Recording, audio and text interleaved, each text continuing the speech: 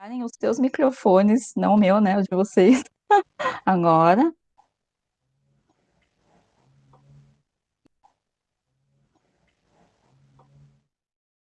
E aí eu vou continuar aqui dar os recados. Então, tem muito conteúdo, adicionei mais conteúdo ontem, então provavelmente vai dar uma atrasadinha. Então eu tô gravando agora. A gente vai divulgar, mas eu não vou prometer ainda a data, eu não sei quando ele vai pro ar, tá, gente? Mas vai ter em algum momento. O que a gente vai ter hoje é basicamente um resumo do que o pessoal que estiver fazendo a nossa formação vai receber no nível 3, tá? Então, quem está estudando com a gente pode ficar tranquilo. E quem é público aberto, por favor, aguarde pacientemente a gente divulgar o vídeo posteriormente, tá bom? Outro recado que eu queria, tá? É que esse trabalho é uma pesquisa super séria, e eu acho, assim, como uma educadora, a minha felicidade é ver vocês repassando informação boa para frente.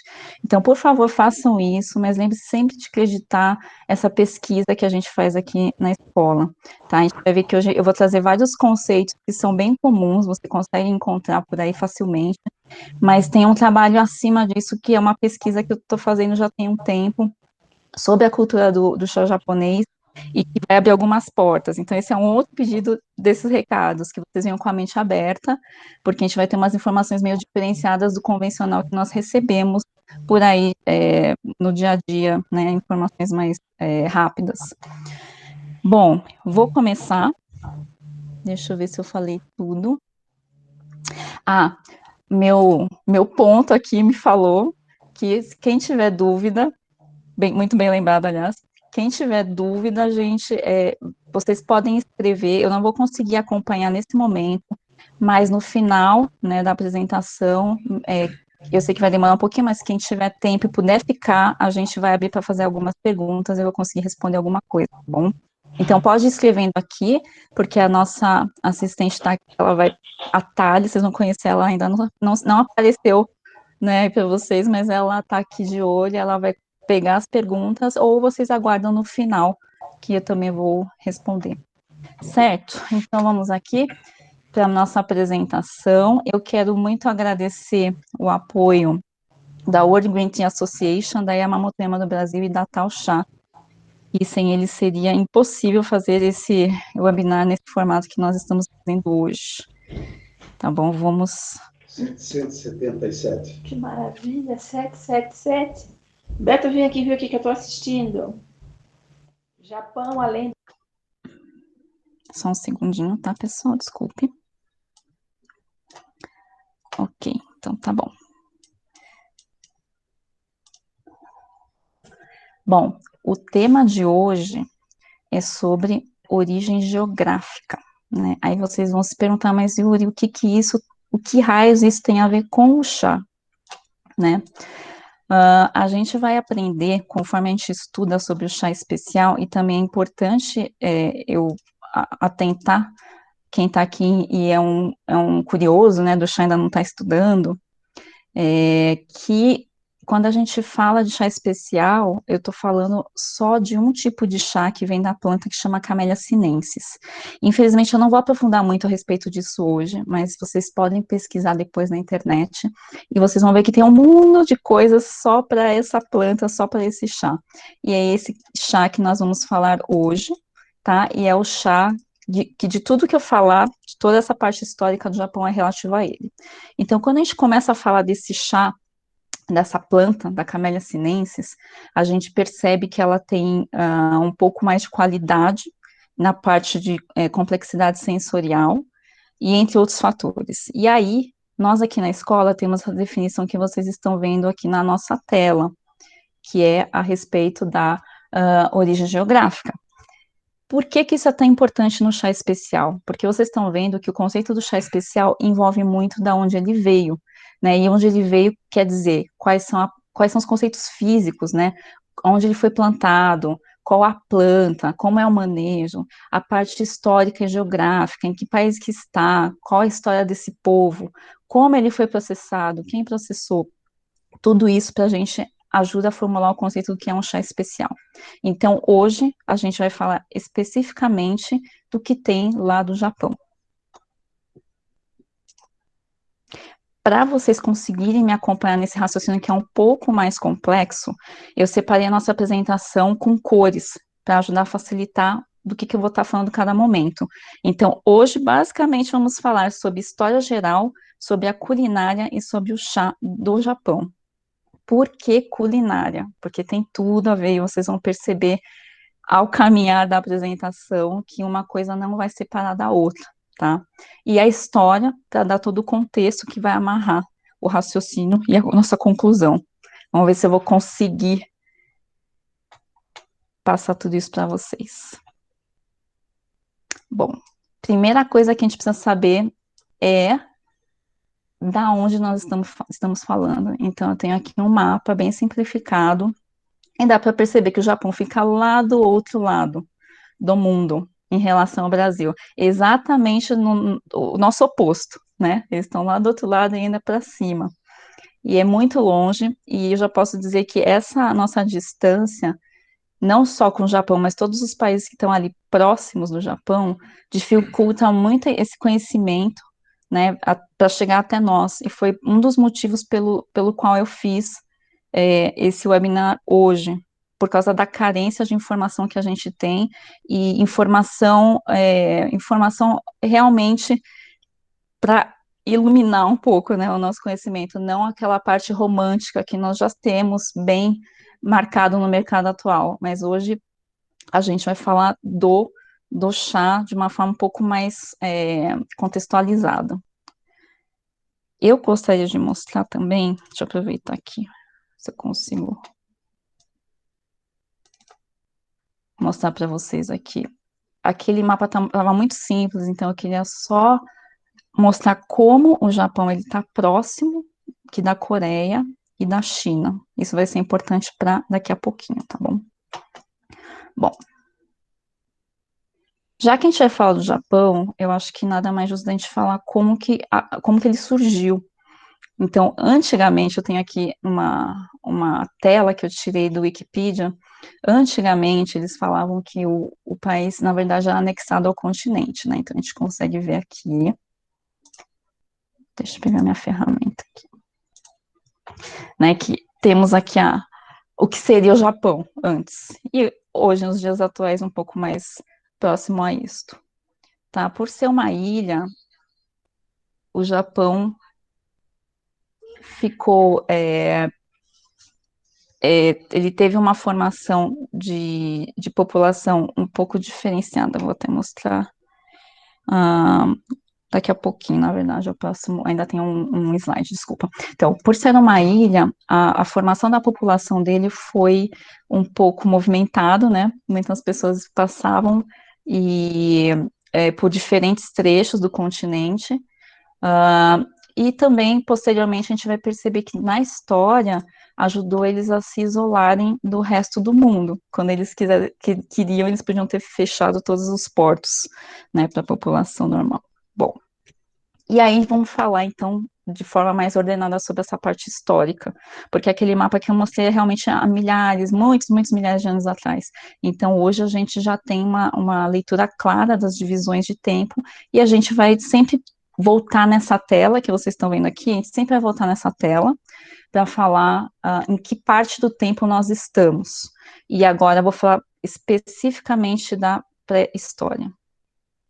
Então, vai ser interessante a gente saber qual era a população. E aí, finalmente, eu vou mostrar para vocês que nós temos dois tipos, né, de povos, na sua maioria, que formaram a nação do Japão.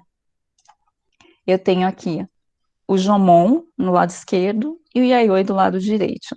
Dá para vocês perceberem que eles têm os traços orientais, mas mesmo assim eles são bem diferentes, né? Eu tenho um que parece mais moreno, mais troncudinho, o outro já é mais fino, branco. Então a gente tem essa pequena variação. E isso foi na pré-história. Posteriormente, tá, aí já fora da pré-história, nós tivemos mais um povo que ajudou a formar o Japão, que é esses Ainu. Essa foto é de 1904, mas os Ainu era do século XIII, tá? Eu só consegui a foto agora de uma coisa já um pouco mais recente. Mas notem como eles estão usando kimono, reparem todas esses desenhos meio tribais, que são coisas que nós até conseguimos ver características na sociedade do Japão atual. Eu vou voltar aqui de novo para o mapa, que eu gostaria de mostrar para vocês, que eu estava falando da constituição da população. Então, nós temos aqui, ó, o Japão, e foi dito que os Jomon, eles vieram do continente por cima, aqui essa parte tem a ilha de Hokkaido, que é do Japão, ou por baixo, que pode ter sido até por Taiwan. Então, vem por aqui, ou por aqui, e os Yayoi vieram aqui do meio da China e chegaram pela Coreia. Esse fluxo de pessoas vindo do continente é muito importante para a gente entender como foi formado o povo, o seu paladar e o chá que a gente vai conhecer hoje.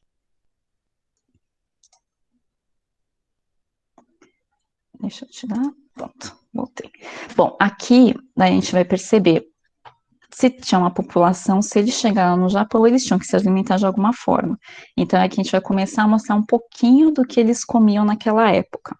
Tá? Eu tenho só alguns exemplos bem simbólicos de que eles se alimentavam de nozes, né? Nós temos aqui, ó, frutas, nós temos folhas e vegetais. Pesquisas mostram que tinham até 435 tipos diferentes de plantas, das quais eles se alimentavam naquela época, todas comestíveis, né? Temos aqui algumas raízes. Eles se alimentavam também de animais, principalmente veados, né, cervos e javali. Tem os registros que falam também sobre macacos, mas eram ocasiões bem especiais, não era o cotidiano deles. E frutos do mar, né, entre eles molusco, temos peixes, e naquela época nós já tínhamos o arroz, que, conforme essa foto, vocês já podem imaginar que não é um arroz igual ao nosso brasileiro, que é totalmente soltinho, né? Esse é o contrário, na verdade, ele é um pouco pegajoso, mas num bom sentido, ele fica estruturado que nem nessa foto. Então, é um outro tipo de arroz que era do paladar que eles tinham. Nós veremos que, posteriormente, isso ajuda a desenvolver muito essa parte do paladar em relação a texturas, tá? Os japoneses, eles gostam, eles aprenderam a lidar com as diferentes texturas. O que aqui, por exemplo, a gente acha, ai, que viscosidade é uma sensação ruim, para eles não, é interessante e eles apreciam. Bom, fora isso, né, eles também tinham acesso a grãos, tá, que no final acabou tirando o arroz, né, outros tipos de grãos, e eu não sei se a maioria de vocês conhecem coisas da culinária japonesa, então eu vou tentar falar de forma mais detalhada para quem não é muito íntimo dessa cozinha. Nós temos aqui o miso, que é um dos ícones da gastronomia do Japão, que hoje a gente conhece como uma pasta de soja fermentada. Basicamente, é soja com sal e um fungo que eles chamam de koji. Então, isso faz o miso, que é essa pastinha. Aqui é uma pastinha que eu tô mostrando, mas ela tá bem ainda granulada, né? Não sei se vocês conseguem perceber, não tá aquela lisinha, lisinha. Então, nessa época que eu tô falando que ainda é a pré-história, vamos lembrar disso, não era exatamente assim, não era uma pasta boa, ainda era bem granulada, era quase a soja inteiriça apenas quebrada, né? Bem mais rústico, mas ele já tinha esse conhecimento da fermentação, olha que incrível.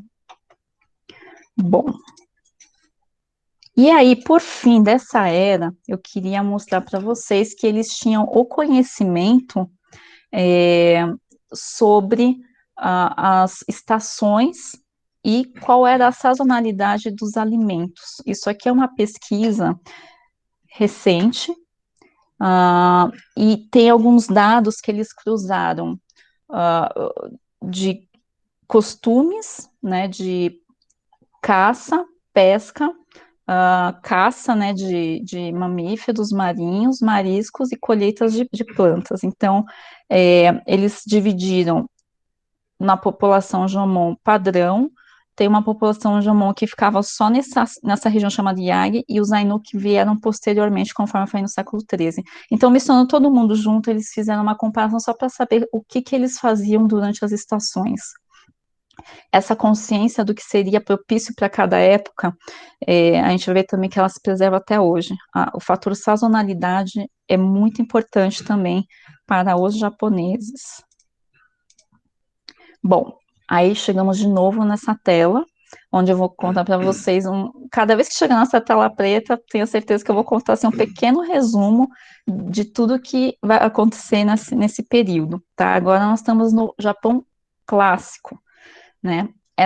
Esse momento, né, que o Japão passa, a gente vai ver a influência da China, que vocês viram lá no mapa, que está do ladinho, tá? Então a gente vai ver a influência religiosa, influência artística e tudo mais, né, que você pode imaginar de uma cultura. E a gente vai ver que durante muito tempo a China teve muita influência em cima do Japão, era a fonte, né, de conhecimento de tudo que os japoneses queriam. E a gente vai ver também como o chá foi se desenvolvendo aos poucos, tá? Bom, vamos ver aqui. Bom, a primeira coisa que a gente tem que lembrar quando a gente entra nessa era é que o Japão, até então, eles tinham, eu não vou dizer uma religião, mas uma espiritualidade que hoje a gente chama de shintoísmo e é entendida como uma religião. O shintoísmo, o pessoal chama de Shinto, né, é um culto politeísta, e na verdade eles não tinham os deuses do mesmo de que a gente tem essa concepção hoje, tá? Na verdade, é mais um conceito de animismo, que significa os japoneses entenderem que tudo que existe, tudo que está aqui no nosso planeta, ele tem alma, tá? Então, eles tinham os deuses, entre aspas, né, que eles chamavam de kami, e tudo tinha o seu espírito. Então, essa era a religião deles até mais ou menos esse momento. E aí, o que aconteceu com a influência chinesa, acabou chegando o budismo, tá? Nessa mesma época que a gente está falando. E aí, o budismo já tem a figura mais centrada aqui apesar, né, de termos aqui o Buda, a gente vai ver que a religião do budismo, na verdade, se divide em diversas facções. Então, hoje aqui, nesse período de tempo que a gente está falando, veio um tipo de budismo, mas com o tempo ele foi sendo trocado. Com o budismo, chegou uma proibição de alimentação em relação a carnes, né? Porque os budistas eles são vegetarianos, então esse conceito acabou chegando no Japão, mas a gente vai perceber que os japoneses eles nunca comeram muito animais. Muito porque, bom, conforme a gente viu, eles estão numa ilha, né? E porque eles estão numa ilha, eles não têm exatamente uma abundância de animais específicos para ajudar na agricultura e outras funcionalidades, enfim. Eles também têm um respeito já, né? Pelo trabalho que os animais exercem, e aqui a gente tem que lembrar que a gente está falando de uma cultura oriental, que é um pouco diferente da ocidental, então eles têm uma consciência um pouco do, do equilíbrio, né, um pouco maior nessa época até, então eles tinham como proibição a alimentação de boi, cavalo, cachorro, macaco, que eu comentei que eles não é que eles comiam muito, mas, né, para algum ritual, alguma coisa da época sim, e a galinha. Então, esses animais eram proibidos e quando chegou, foi uma lei tão forte que era a pena de morte caso alguém quebrasse isso, mas não era o ano inteiro, tá? Era só alguns meses do ano que eles não poderiam comer. Então, tem tudo isso que fez o japonês ainda ser flexível, né? Caso ele quisesse comer carne. Eu mostrei para vocês uma foto de um veado. Aquele veado ainda podia ser consumido, justamente por uma questão nutricional. Eles tinham muito acesso a frutos do mar, mas carne animal, eles perceberam que tinha algumas fontes nutricionais que só o animal, né, fornecia, então eles ainda poderiam comer pela importância. Tá? Bom, continuando, então veio o budismo, proibiram a carne, que mais que aconteceu? Eles conheceram a planta do chá e o consumo de chá, graças a justamente essa vertente que veio da China. A gente sabe que a China, eu digo a gente especialista, né? Se vocês não sabem, mas a planta do chá, da Camellia sinensis, ela tem origem lá na China. Então, quando começou a vir conhecimento do país, naturalmente acabou chegando também o conhecimento sobre esse chá, né, que é o chá verde, o chá preto, o chá branco que nós conhecemos hoje. Então, a gente vai perceber que isso, nos registros históricos, é bem marcado. Chegou o budismo, chegou o conhecimento a respeito do chá, mas a gente vai perceber que tem outras histórias correndo em paralelo. E aqui a gente vai falar desses dois monges budistas, que é o Kukai e o Saicho, tá? Eles foram os primeiros a serem apontados nos registros que foram para a China estudar sobre religião, sobre budismo, e quando eles voltaram, eles trouxeram o preparo que era feito do chá lá na China, nos templos budistas. E por que que o pessoal tomava chá lá nos templos?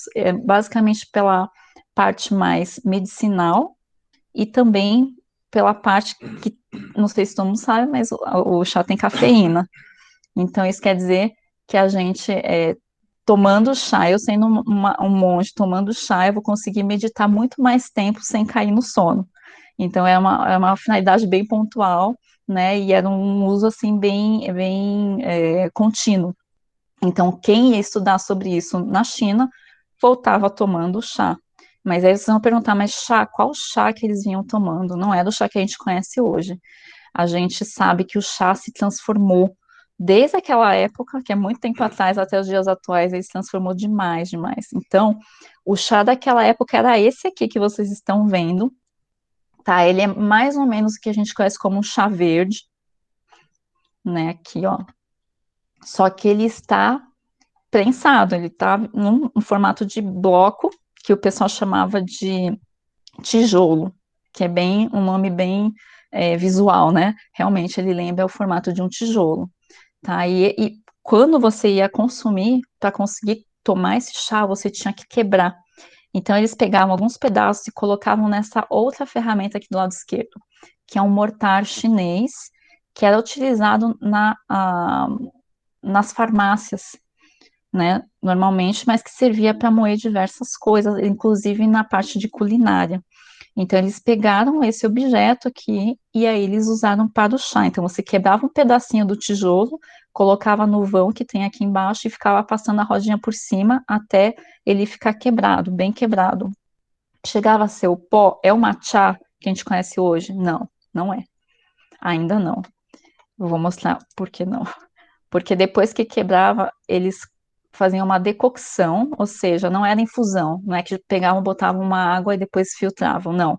Eles ferviam aquilo durante um bom tempo e depois que, né, que ferveu, aí sim eles serviam e a cara dele não é exatamente igual a do matcha, e além disso, uh, tem outros ingredientes. Esse aqui, essa foto que eu achei aqui para você ainda tá bem limpinha, porque eles podiam colocar outras coisas ainda, outros ingredientes tipo gengibre, cebola, era mais uma sopa do que o chá verde que a gente conhece hoje. Aqui na esquerda eu só botei aqui porque eu achei bem interessante, né, que em uma escavação em Fukuoka em 2002, eles encontraram objetos da época Heian e inclusive tinha um mortar um pouco diferente, né, do outro, que a China já estava num nível de sofisticação, né, um pouco maior, e aí do Japão ainda era assim em pedra.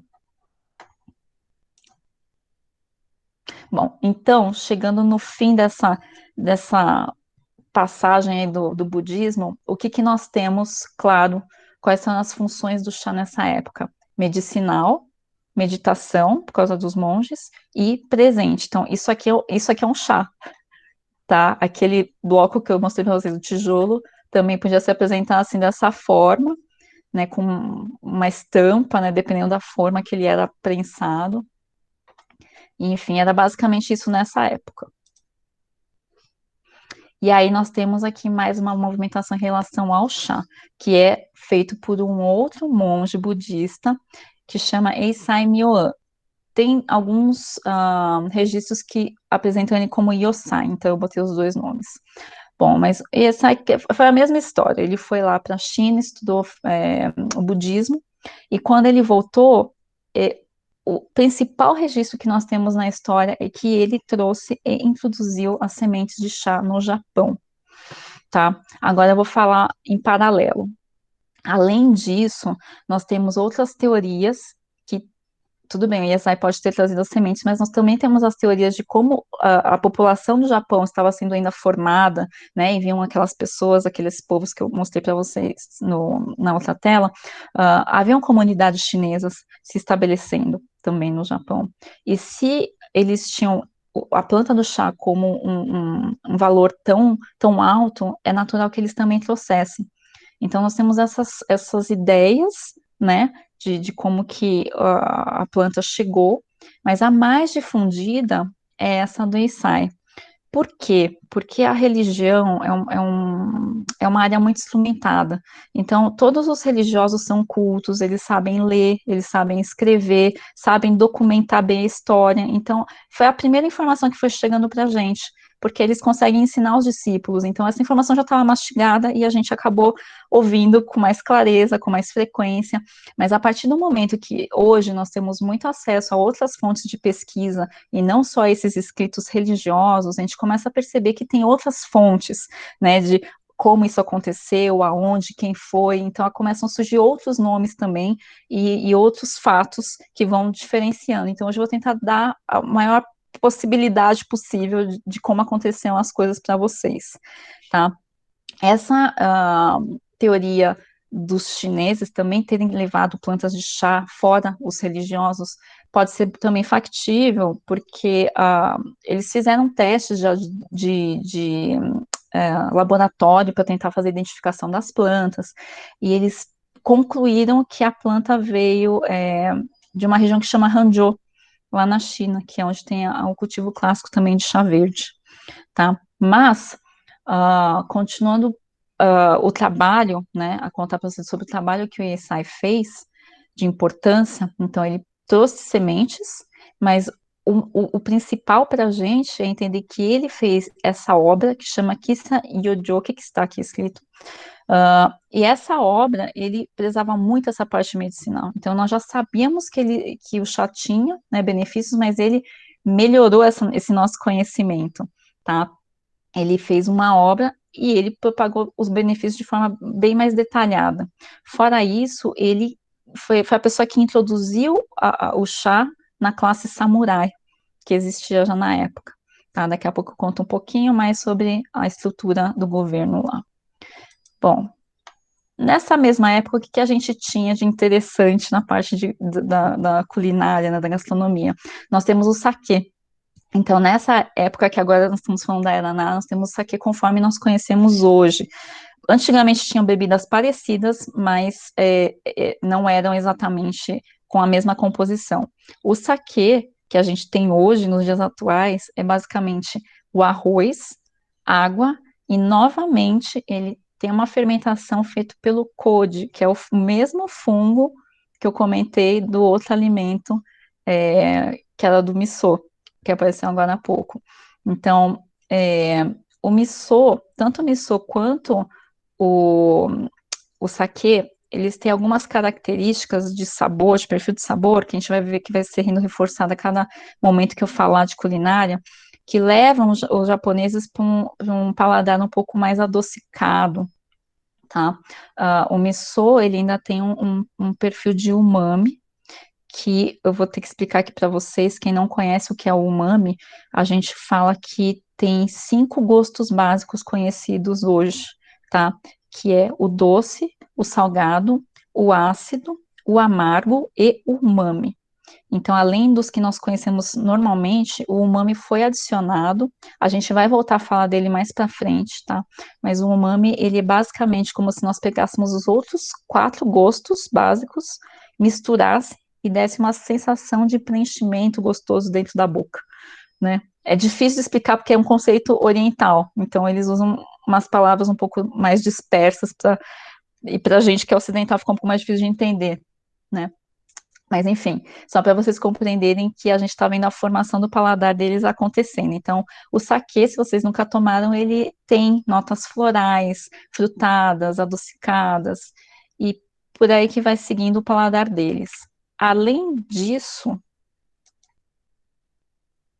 Eu queria mostrar para vocês como era um banquete dessa época, tá? O banquete dessa época era é uma reprodução atual, tá, gente? Não era assim exatamente, mas para vocês compreenderem que o arroz, né, que a gente comentou, o arroz japonês, ele era apreciado e pequenas porções, né, de peixes ou legumes ou de folhas ou de algumas conservas fermentadas aconteciam durante, né, essa época, tá? E basicamente eles tinham umas classificações, e aqui nós temos a parte de alimentos secos, frescos, fermentados, e também tinha sobremesa. E por falar sobremesa, eu queria mostrar para vocês esse aqui, que era o preferido do imperador desta época, tá? Que chama kakigori. Parece estranho, Yuri, o que que é isso? Isso aqui é um monte de gelo raspado. Sabe aquela raspadinha que você vê o ambulante vendendo? É mais ou menos isso. Então, é um monte de gelo raspado e por cima eles jogavam um melado ou um mel, uma coisa adocicada. Novamente para reforçar como a elite, né, esse era o imperador, né, que era a sobremesa favorita dele, como eles gostavam dessa coisa adocicada. Fora isso, pra gente hoje é muito fácil, assim, Yuri, gelo raspado, mas imaginem, não tinha geladeira naquela época. Então, esse fascínio de ter o domínio sobre o gelo é também muito exótico, né, para aquele pessoal. Bom, e aí a gente conclui essa época falando sobre isso. Aí nós temos aqui a próxima era, que é a feudal, ou medieval, dependendo do lugar, fala de um jeito ou de outro. E nessa época que eu botei separadinha aqui para vocês, finalmente a parte do budismo, que é a que o Japão se encontra melhor, que é o Zen budismo, começa a chegar, tá? A gente vai ver também que vai ter alguns conflitos internos, né? Na verdade, assim, sempre teve, tá? A sociedade começou como pequenos clãs de famílias e aos poucos ela foi se construindo como uma liderança única, né? Quase uma coisa mais governamental, mas ainda bem rústico, né? Dependendo da época. E a gente vai ver que tem esses conflitos. Temos que lembrar que nessa época, desde sempre, e sempre haverá, tem desastres naturais também, tá, no Japão, e tudo isso acaba formando muito essa visão deles. Por exemplo, quando a gente fala do shintoísmo, que eles prezam essas entidades, esses espíritos, tem gente que relaciona muito a essas catástrofes naturais, porque a gente não tem uma explicação, né? Por que que tem tufão? Por que que tem terremoto no Japão? Por que que tem todas essas catástrofes que, felizmente, no Brasil nós não temos, né? Com essa intensidade, pelo menos, eles possuem. Então, eles já começam a ter essas crenças sendo construídas. Bom, mas aí vamos falar da parte do chá. O que que essa nova era traz para a gente de diferente? A gente tem aqui o primeiro ponto, que é mais um exemplo de como a planta, né, do chá foi disseminada lá no Japão. Primeiro começou com o conto do Myoan, né, que em teoria foi quem trouxe as primeiras sementes. E aqui nós temos uma outra pessoa, que é o Mioe, que levou as sementes, que de origem, eles dizem que ele pode ter ganho até do Esai, mas pode ser que ele tenha também adquirido de outra forma. Mas ele levou as plantas para esse templo, para ser cultivada lá. E imagine, quando ele chegou lá, o templo já tinha também algumas plantas, tá? Então, isso realmente confirma mais uma vez a história de que já tinha, em paralelo a essas histórias religiosas, já havia essa propagação da planta de outras maneiras no Japão. Mas, enfim, aí ele chegou lá e ele plantou, fez uma plantação, e esse local é, nesse tempo, esse Togano fica em Kyoto, Kyoto como se fosse o estado, né? Um território maior. E dentro de Kyoto, estado, nós temos Togano. E aí, esse lugar em específico, nós temos aí a plantação que foi considerada a primeira marca famosa de chá da época, porque eles falavam que a qualidade do chá dessa região era imbatível. Todos os nobres, todo mundo falando, nossa, o chá de lá era fantástico, mas ninguém sabia dizer por quê, qual era o motivo. Eu também não vou falar agora, mas a gente vai descobrir logo mais. Vamos ver aqui. Bom, aí pouco tempo depois começaram a vir mais importações da China e chegaram novos utensílios, novos objetos, né, vindo do país vizinho. E o que que veio nessa importação? Algo que hoje quem curte matcha, hoje, ela moderna mesmo, vai reconhecer, que é o moedor em pedra de granito, que está aqui na esquerda, e aqui nós temos o batedor, que é o chacém. Isso são utensílios que hoje nós temos exatamente dessa maneira, tá? Esse daqui ainda é um moedor manual, ele tem, aqui em cima vocês estão vendo que coloca o chá, aqui no meio tem um buraquinho que o chá vai caindo e você vai rodando isso daqui e ele vai produzindo pó. Bom, com essa facilidade, né, de ter isso, ter um novo objeto, né, que facilita a moagem do chá, o que acontece? O resultado melhora. Agora a gente está vendo que realmente nós temos um pó, né? Não é mais aquele mortar de farmácia que simplesmente quebrava as folhas, não. Esse realmente faz um pó fino, que quando você faz o preparo do matcha, que é você bater com esse batedor em água, água morna, ele deixa a consistência muito mais palatável. Imagine você tomar uma água cheia de pedacinho de chá que não é exatamente pó. Imagina você tentar tomar isso, é difícil, certo? Então imagina agora ele em pó batidinho, com espuminha e tudo mais. É outra sensação, né? É outra percepção, e isso ajudou muito a difundir mais ainda essa parte dessa cultura, tá? Mas que fique sempre marcado e lembrado que é sempre para a elite, tá? E isso que a gente está falando aumentou o consumo, mas ainda só para quem podia adquirir esses utensílios, tinha acesso a esses chás, então eles eram caros, tá? Bom, nesse momento, depois que teve a introdução desse equipamento, o chá, né, se espalhou um pouco mais, e a gente começou a ter vários especialistas. O pessoal começou a curtir, quem era nobre começou a se especializar mesmo nessa parte da degustação. Então, nós temos aqui, eu tenho essa carta dessa pessoa aqui, ó, Rojo Sadaki, que no meio da carta eu peguei só as definições. Ele começa a fazer algumas classificações já do chá daquela época, do século XIII. Então imagina aqui que ele já divide, tá, a qualidade da folha, desculpa, do chá, em chá de folha, chá de tijolo, chá em pó ou chá moído. Tá? Esse cara aqui, esse Rojo Sadaki, ele era assistente do Shogun. Agora eu vou explicar um pouquinho só para vocês entenderem por que que como que funcionava a sociedade do Japão nesse momento, só para vocês entenderem mais ou menos. É basicamente o que a gente tem hoje. Eles possuem um imperador, que o imperador para eles, ele não é só um governante, ele é uma entidade. É dito que a família do imperador tem ligação divina com esses deuses nos quais eles acreditam. Então, obviamente que a gente sabe que não é bem assim hoje, né? A gente é um pouco mais realista, mas mesmo assim ele cumpre a função de um governante mais espiritual para o povo. E, em paralelo, nós temos aí o que seria o primeiro-ministro da Inglaterra, né? Nós temos também aí a parte que realmente faz o andamento político. E aqui no Japão, dessa época, nós temos o imperador com o mesmo papel, e nós temos os shoguns, que são os militares, que basicamente tomam conta realmente, né, da terra, e abaixo dele nós temos os comerciantes e nobres, enfim, nós temos daimyos, que são outros senhores de grandes terras, muito influentes, e aí tem a nobreza. Então, estamos falando desse pessoal, nesse momento, que viraram apreciadores. Então, um deles fez essas classificações, e inclusive tinham já as épocas de colheita, olha que interessante. Como funciona a época de colheita do chá? A gente diz que o melhor chá é colhido na primavera, porque é quando a planta descansou depois do inverno e começa a brotar. Então você vai lá e colhe.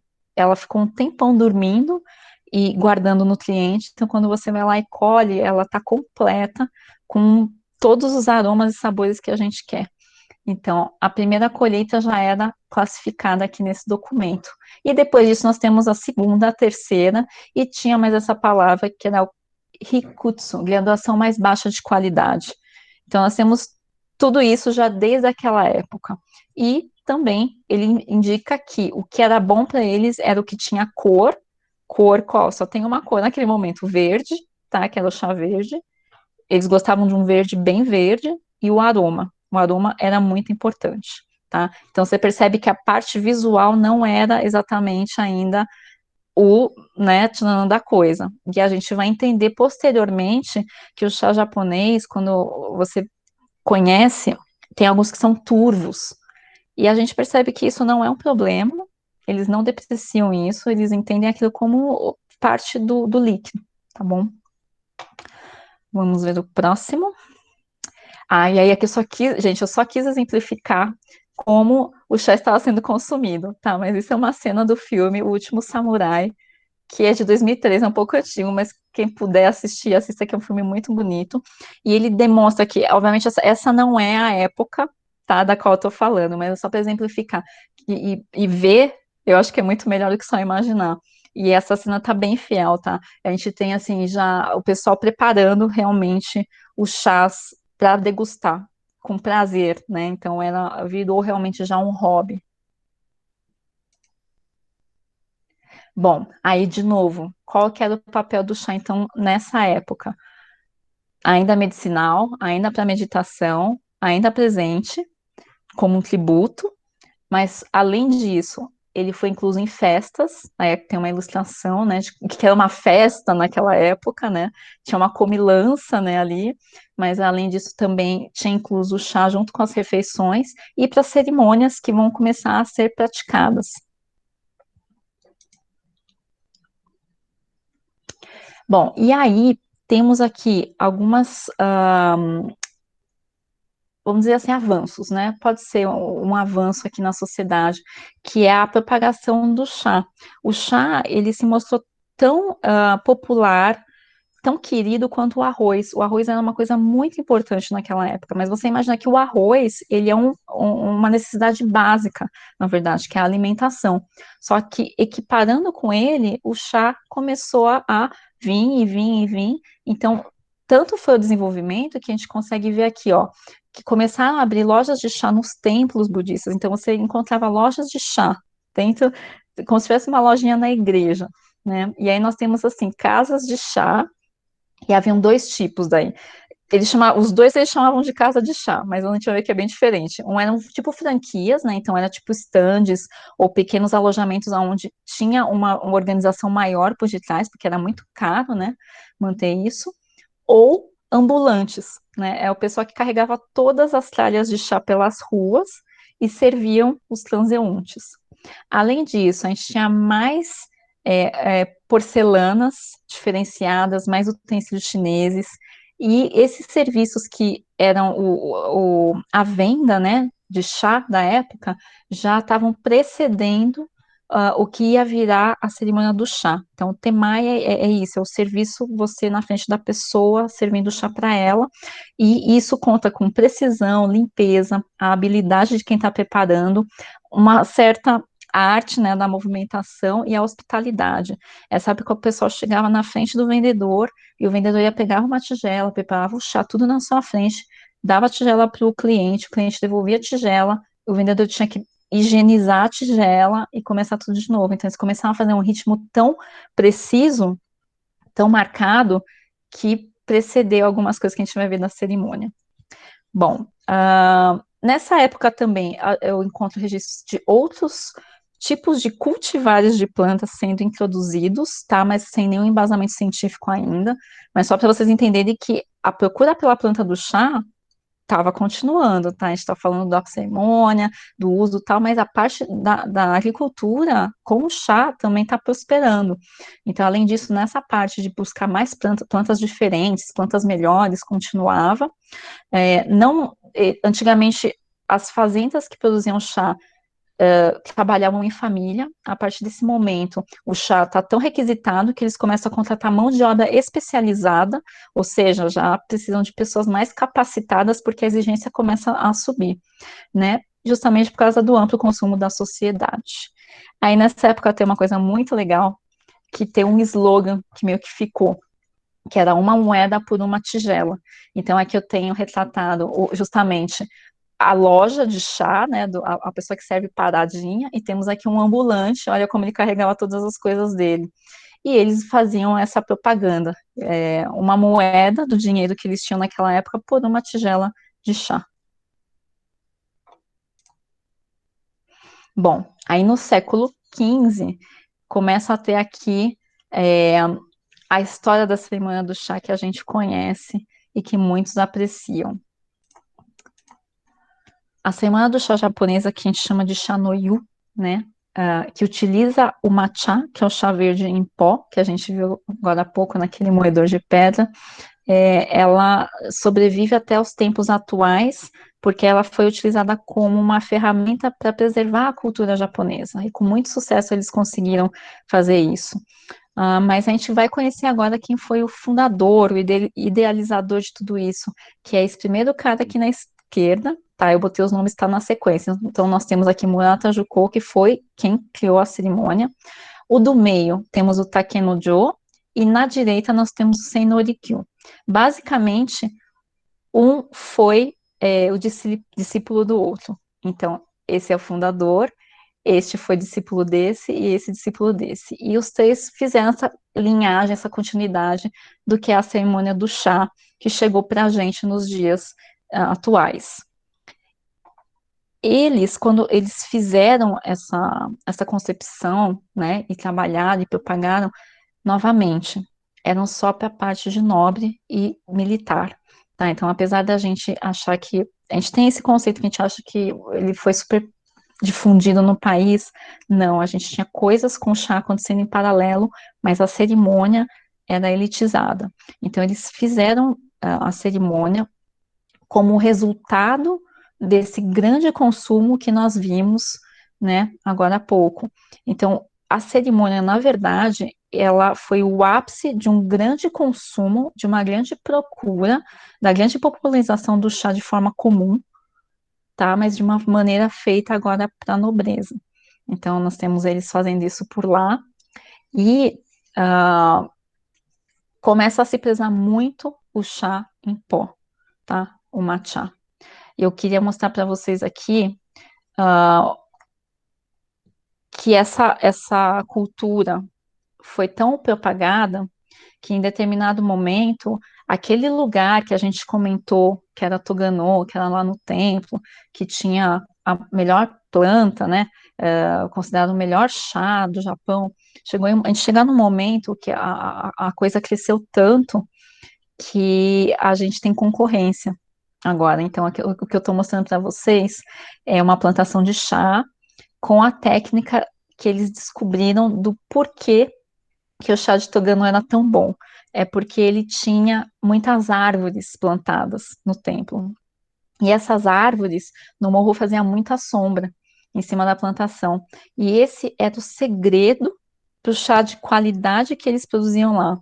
Então, essa técnica foi repassada, né? É o sombreamento da plantação, que vocês estão vendo nessa foto aqui da direita. Eu estou falando aqui, ó, foi inventado em Udi, tá?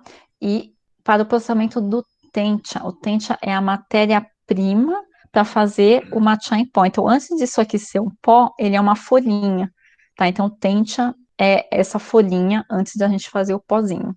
E vem dessa plantação que está sombreada aqui com um material que pode ser bambu ou palha de outras plantas, tá? E nessa época, como ele foi feita em Udi, Udi é o lugar, mas acaba virando o nome do chá. Então, o que antigamente nós tínhamos como a marca de Toganô, agora o Di virou o preferido do Shogun da época. E aí acabou, né, deslanchando e infelizmente o outro local ficou, acabou caindo mais no esquecimento. Essas técnicas foram feitas porque com a cerimônia, os monges, eles exigem melhor qualidade, cada vez mais qualidade. Então, essas técnicas acabam sendo forçadas, na verdade, o pessoal se esforçou para agradar esse pessoal, para eles terem um chá reconhecido. Bom, e aqui no próximo quadro eu tenho eu peguei esse trecho que eu achei super interessante para mostrar para vocês. Nós temos esse jesuíta português que por acaso estava lá no Japão em 1587, eu sei que é ainda depois do que a gente está falando, mas ele foi o primeiro cara a fazer um dicionário japonês-português. E ele visitou essas plantações de Udi e fez esse comentário que vocês estão lendo. Então, enfim, é um lugar, ficou realmente um lugar muito conhecido, tá? Até hoje, se vocês conhecem um pouquinho de matcha, a gente já ouviu assim e muito que matcha tem que ser de Udi, porque foi da onde veio essa qualidade, e muitas pessoas pegam esse conceito de origem, né? Qual que é a origem correta, né? Que não existe certo e errado, mas qual seria a origem correta do matcha? Aí seria lá de Uji, né, em Kyoto. Bom, então, falei para vocês que aquela coisa do chá de pó, ele é feito para nobreza. Então, o que estava acontecendo com o resto da população mesmo, do povo, né? O que era popular nessa época? A gente tinha os chás de folha, né? Nós tínhamos aquele de tijolo que eu mostrei para vocês. E os chás de folha que nós tínhamos nessa época provavelmente seria o que a gente conhece hoje como banchá.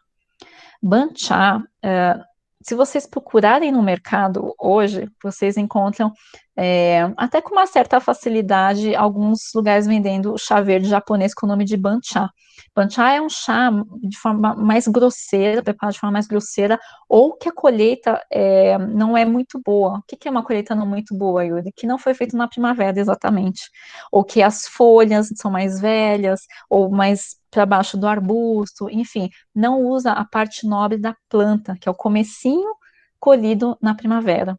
Então, nessa época, o que a gente vai ter aqui? Nós temos essa influência chinesa, novamente, né, para mostrar como havia as comunidades chinesas pelo Japão ainda, onde essa pessoa, o Hong Lin-min, ele introduziu a técnica de processamento do Kamairi-cha.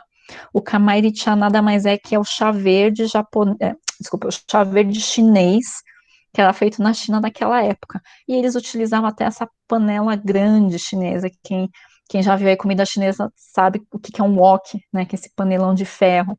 E eles usavam para processar o chá também. Tá? Então, isso mostra para a gente que havia uma outra diversidade de chás, indo em paralelo ao matcha. Tá? Então, temos em pó, mas temos esses que eram consumidos pelas pessoas comuns. Bom, deixa eu mostrar aqui o próximo. E aí, vou voltar novamente no termo banchá. Nós temos diversos estudiosos que tentam desvendar essa parte de, mas qual era o chá da população, já que o matcha era elitizado. E aí eles meio que chegaram numa conclusão que existia uma categoria de chá que hoje a gente chama de banchá, mas é diferente do banchá que a gente via lá atrás, tá? Banchá, antigamente, podia ser qualquer chá mais grosseiro. É uma definição eu acho que traduz o espírito da coisa. Então, o que que era? Era um chá que não era refinado, que o processamento não era exatamente tão selecionado ou tão cuidadoso que nem eles estavam pensando, eles não faziam esse sombreamento porque dá muito trabalho. Então, era basicamente plantas de chá sem muito cuidado que eles acabavam desidratando de alguma forma. Tá? Então, nessa época, a gente acaba considerando o banchá, né, os chás, essa categoria de chás mais grosseiros, e aí vai entrar muita coisa. O chá que eu mostrei antes, vou até voltar rapidinho, que é o Kamairi chá, que é feito na panela, ele já tem essa classificação dele, ele é um Kamairi chá, tá, que é o chá feito na panela. E aí, o banchá não, é tudo que não é o Kamairi chá, não é o matcha e não é o chá de tijolo. Então, nós temos aqui alguns exemplos de como o chá comum era feito. Na verdade, ele, novamente, ele não era uma bebida. A gente vai perceber que, na verdade, eles eram sopas, eram alimentos, ah, e serviam como uma refeição, tá? A refeição que eu falo é uma refeição que os japoneses tinham duas refeições, e uma delas era o de jejum. E então essas refeições serviam como um de jejum, tá? Aqui nós temos, ó, três exemplos, tá? Temos aqui o Buku Buku Cha, que é da ilha de Okinawa. O nome é bem engraçado, a pronúncia, né, dos nomes e o tipo dos nomes dos japoneses são bem interessantes. Tem muitas palavras na cultura japonesa que, na verdade, é o som da onomatopeia, do qual que é o som de um barulho, de alguma coisa, de alguma ação, e acaba indo para a palavra. Bom, no caso do Buku Buku Cha, é, é, até hoje eu consegui compreender, é uma junção da palavra de espumar, só que quando você pronuncia rapidamente, ele dá o som da palavra felicidade. Então, é o espumar da felicidade que nós temos aqui na frente de vocês, vindo lá da ilha de Okinawa, tá? Então, aqui não dá para ter uma noção, gente, mas esse batedor, que lembra o batedor do matcha, só que ele é gigantesco, aqui não dá para ver. Essa tigela é enorme, imagina uma tigelona mesmo, aquela tigela grande da salada, então, e esse batedor também é gigante, tá? A diferença, por que que ele não é, por que que ele é um alimento, não uma bebida? Porque, na verdade, ele era batido com arroz, né, o chá, o arroz, e ainda podiam juntar outros ingredientes. Os outros ingredientes geralmente eram cereais, ah, e, enfim, conservas, o que eles tinham. O que eles tinham e podiam colocar, adicionar para deixar mais rico, acontecia aqui. Tá? Aqui do meio nós temos o bote bote chá, tá? Aqui já é de outro lugar que chama Shimane. E esse já ia, na mistura dele, a Camellia sinensis, né, o chá, conforme conhecemos, mas também algumas flores da planta do chá que eram desidratadas participavam, né, dessa mistura. E, novamente, outros ingredientes. Aqui, eu estou vendo aqui, ó, esses são exemplos modernos, tá? Reconstituições modernas. Mas temos aqui, ó, arroz, feijão, alguma coisa mais, temperinho mais verdinho, enfim. Mas fizeram aí outro prato que, na verdade, não era uma bebida, né? E o nome bote-bote, apesar de parecer com o outro, isso sim, eles classificaram como exatamente o pronunciar do barulho que faz quando você está batendo ali com o batedor. E nós temos na direita o bata-bata, né? Só que o bata-bata aí tem um significado, que é bater o chá com pressa. Tanto que nós temos dois batedores ao invés de um, né? Então eles queriam fazer muito espuma de forma mais rápida, então eles pegaram dois em vez de um. Uh, a diferença básica, além, né, dos batedores, mas na parte do chá, é que não era chá verde. E aí a gente descobre que já existia chá com fermentação naquela época. Então, esse chá era um chá de pós-fermentação. Para quem não conhece as famílias de chás que existem, nós temos 6 tipos, tá? Além do verde, do preto, que são os mais populares, nós temos um chá que chama chá escuro, que diferente dos outros que passam por processo químico de oxidação, ele passa por fermentação. Então, é uma categoria à parte. E nessa época, eles já tinham o chá fermentado. E ele era feito em pó, lembra muito aquele do tijolo chinês, tá? Que era feito, que a gente viu aqui, que já passou, porém feito com o chá cultivado e processado no próprio Japão, tá? E eles fizeram essa bebida. Então, isso é o que nós poderíamos pensar o que seria o banchá daquela época, não o conceito atual. Bom, e o que que eles comiam? Ainda tínhamos o arroz, e agora a gente começa a ter umas variedades, ó, de carne, conjuntos de carne grelhada, alimentos cozidos, alimentos vaporizados, sopas, conservas em vinagre, alimentos com condimentos, tipo o miso, né? E conservas em sal, tá? Então a gente tem toda essa gama de alimentos da época, mas prestem atenção como é muito focada ainda na parte de legumes, de vegetais, de coisas do mar.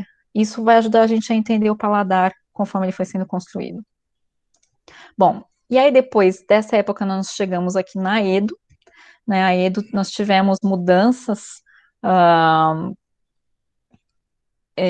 bem pontuais. A gente vai ver que o país ficou fechado durante um tempo, tá? É, porque basicamente os dirigentes do país o fizeram. Então, o que é fechar o país? É não ter contato com estrangeiros. Tá? Nessa época, apenas alguns holandeses e chineses tinham contato com o país, tá? E a gente vai ver como que isso aconteceu e como isso foi desfeito. Bom, esse também é conhecido como uma época meio de paz, por isso que eles ficaram meio isolados. Eles conseguiram, através de força, tá? Não exatamente foi uma paz conceitual, né? Todo mundo acabou tendo algumas divergências mais no fim, né? O que estava mais, o dirigente mais estruturado reinou.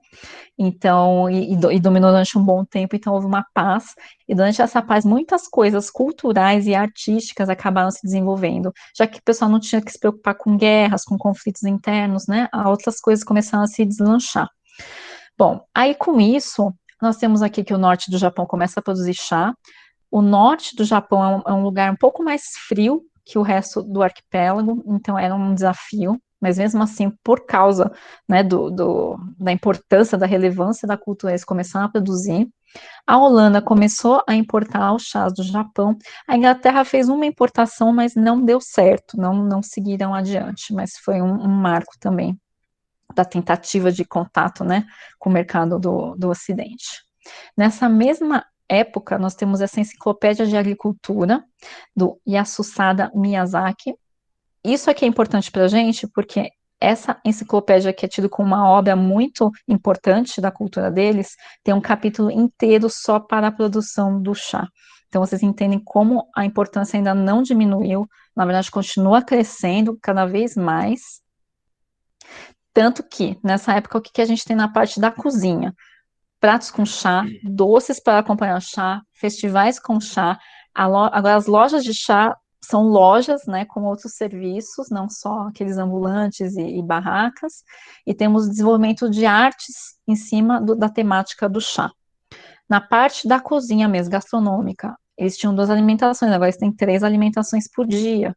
Um dos fatores que contribuíram é porque eles não tinham iluminação artificial. E a partir desse momento, eles têm o óleo ficou mais acessível e eles tiveram essa facilidade de poder agora acender um fogo durante a noite e poder ficar fazendo outras coisas até tarde da noite, como a gente faz até hoje, né? Enfim. E aí a gente tem essa mudança, né? A gente tem esse uso de molho do saquê e do dashi, vou falar daqui a pouco, segura esse assunto aí. Mas uma coisa muito importante é a produção de açúcar, que contribuía para fazer esses doces ali do chá. Até então, o Japão não tinha produção de açúcar, era importada e era caríssimo, muito caro. Tanto que vocês vão ver que em algumas cerimônias de chá, o pessoal tinha o costume de oferecer uma bala de açúcar, não tinha gosto de nada, era simplesmente bala de açúcar. Por quê? Porque era sinônimo de coisas, né, muito finas, né, de bom gosto, importado, enfim. E aí nós temos, começa a haver as especialidades regionais, ou seja, cada região agora tem a sua cozinha própria, né? Começa a desenvolver um tipo de comida específica para cada lugarzinho, e isso acaba movimentando um pouco o turismo, né? E também temos aqui a popularização de livros de culinária, isso é muito importante. A partir daí a gente tem vários registros de como a comida foi se modificando, né? Foi sendo introduzida de fora. Bom, aí eu vou voltar aqui só para comentar com vocês desses temperos, né, que eu comentei, que passei rapidamente ali. Isso aqui é importante para a gente. Novamente, vocês vão perceber o que ajudou a construir o paladar dos japoneses. Então, nós temos aqui o molho de soja, que Bom, normalmente eu vou ter que dar uma aprofundada um pouco para quem não conhece a culinária japonesa. Nesse molho de soja, nós temos principalmente uma coisa salgada, tá? É um molho salgado, mas ele tem também um adocicado, ele tem amargor e ele tem ainda um umami leve, tá? Mas isso é um concentrado muito salgado que eles utilizavam para muitos outros pratos que surgiram graças à descoberta, né, à fabricação desse tipo de tempero. Nós temos o saque kirin, desculpa, gente, é o saque mirim. Aqui está escrito diferente, tá? Saque mirim, esse saquê, ele tem a acidez de um vinagre, vamos dizer assim, né, um certo frutado, mas ele ajuda a dar uma realçada em alimentos com umami, ou seja, ele é um coadjuvante, mas que ele ajuda a trazer aquela coisa do umami que a gente comentou que é bem importante. E na gente nós temos o dashi. O dashi, na verdade, ele é um molho que é a mistura da alga kombu, que é esse negocinho aqui, ó, mas é uma alga desidratada, tá, que vocês estão vendo, e aqui é o peixe bonito, que foi seco e cortado em pequenos flocos, tá, então ele passou por uma lâmina muito fininha, e aqui são pequenos flocos. Aí você cozinha os dois juntos, eles resultam no molho dashi, que é um molho base para muita, mas muita coisa na culinária japonesa.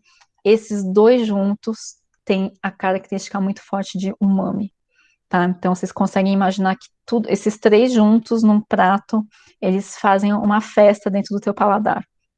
E basicamente foi tudo inventado nessa época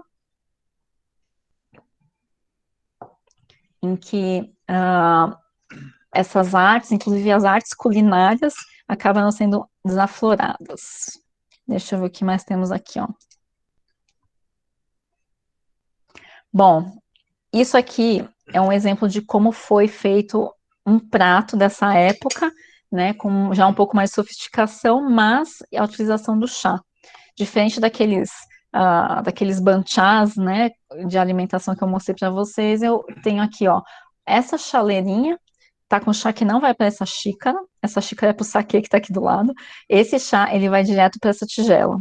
Aqui nós temos o arroz japonês, temos salmão e temos alga, mas você pode, basicamente, botar o que você achar que é interessante aqui, né, e jogar o chá por cima. E isso constitui o chazuke. O de nada seria um pouco mais específico, com ingredientes específicos, mas o chazuke basicamente é você jogar o chá por cima de um alimento, de uma tigela, né, com os alimentos já prontos.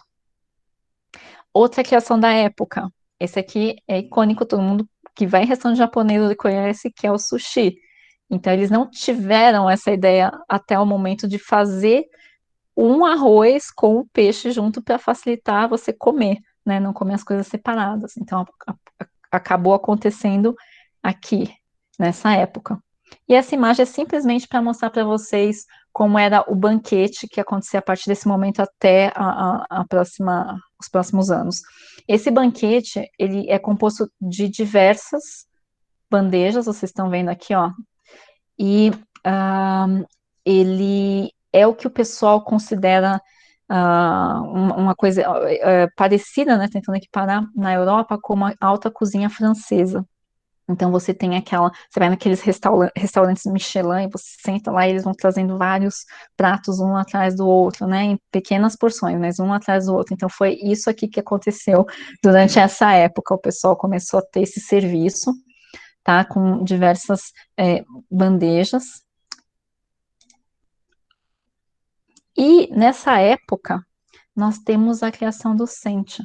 Agora chegou mais um chá, então não é o banchá, não é o matcha, não é o kamaricha, é um outro, tá? Um outro. Esse aqui em 1738, essa pessoa, Yoshihiro Nagatame, ou Nagatame Soen, como o pessoal costuma fazer a referência por aí, ele inventou o sencha. Então a gente já sabe que os chás, o matcha, né, feito em Kyoto, era muito caro, né? Tanto o de Togano quanto o de tinha um valor muito, né, inacessível. Então, teve algumas pessoas que começaram a investigar o que eles poderiam fazer, né, que não fosse tão restritivo. Então, o Nakatami Soen juntou a técnica de mexer as folhas e desidratar, que ele viu do Kamarichá, né, da panela, com a técnica de sombreamento e de cuidado, né, os processos que aconteciam, né, no chá para o matcha, e tentou fazer de um jeito que não fosse tão elitizado. Então ele começou a fazer uma colheita melhor, né? Não pegar mais as folhas grosseiras, fazer igualzinho a colheita que faziam para o matcha.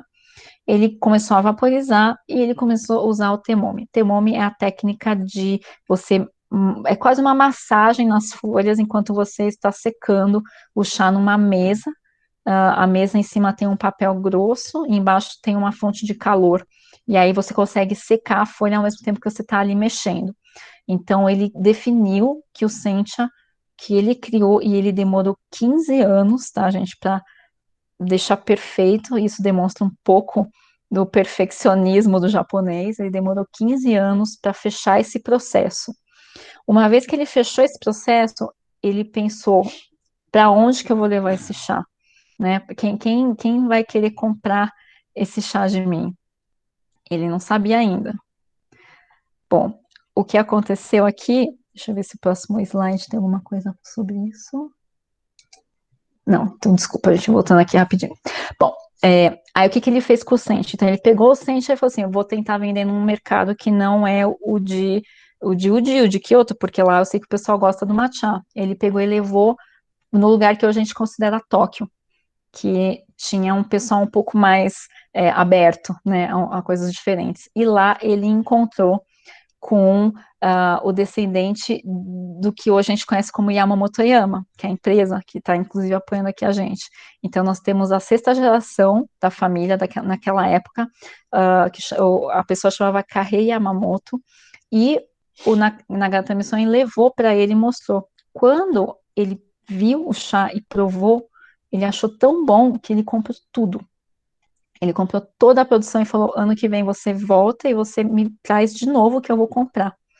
E aí, todo ano, o Nagatame-san levava para ele e ele ia lá e vendia.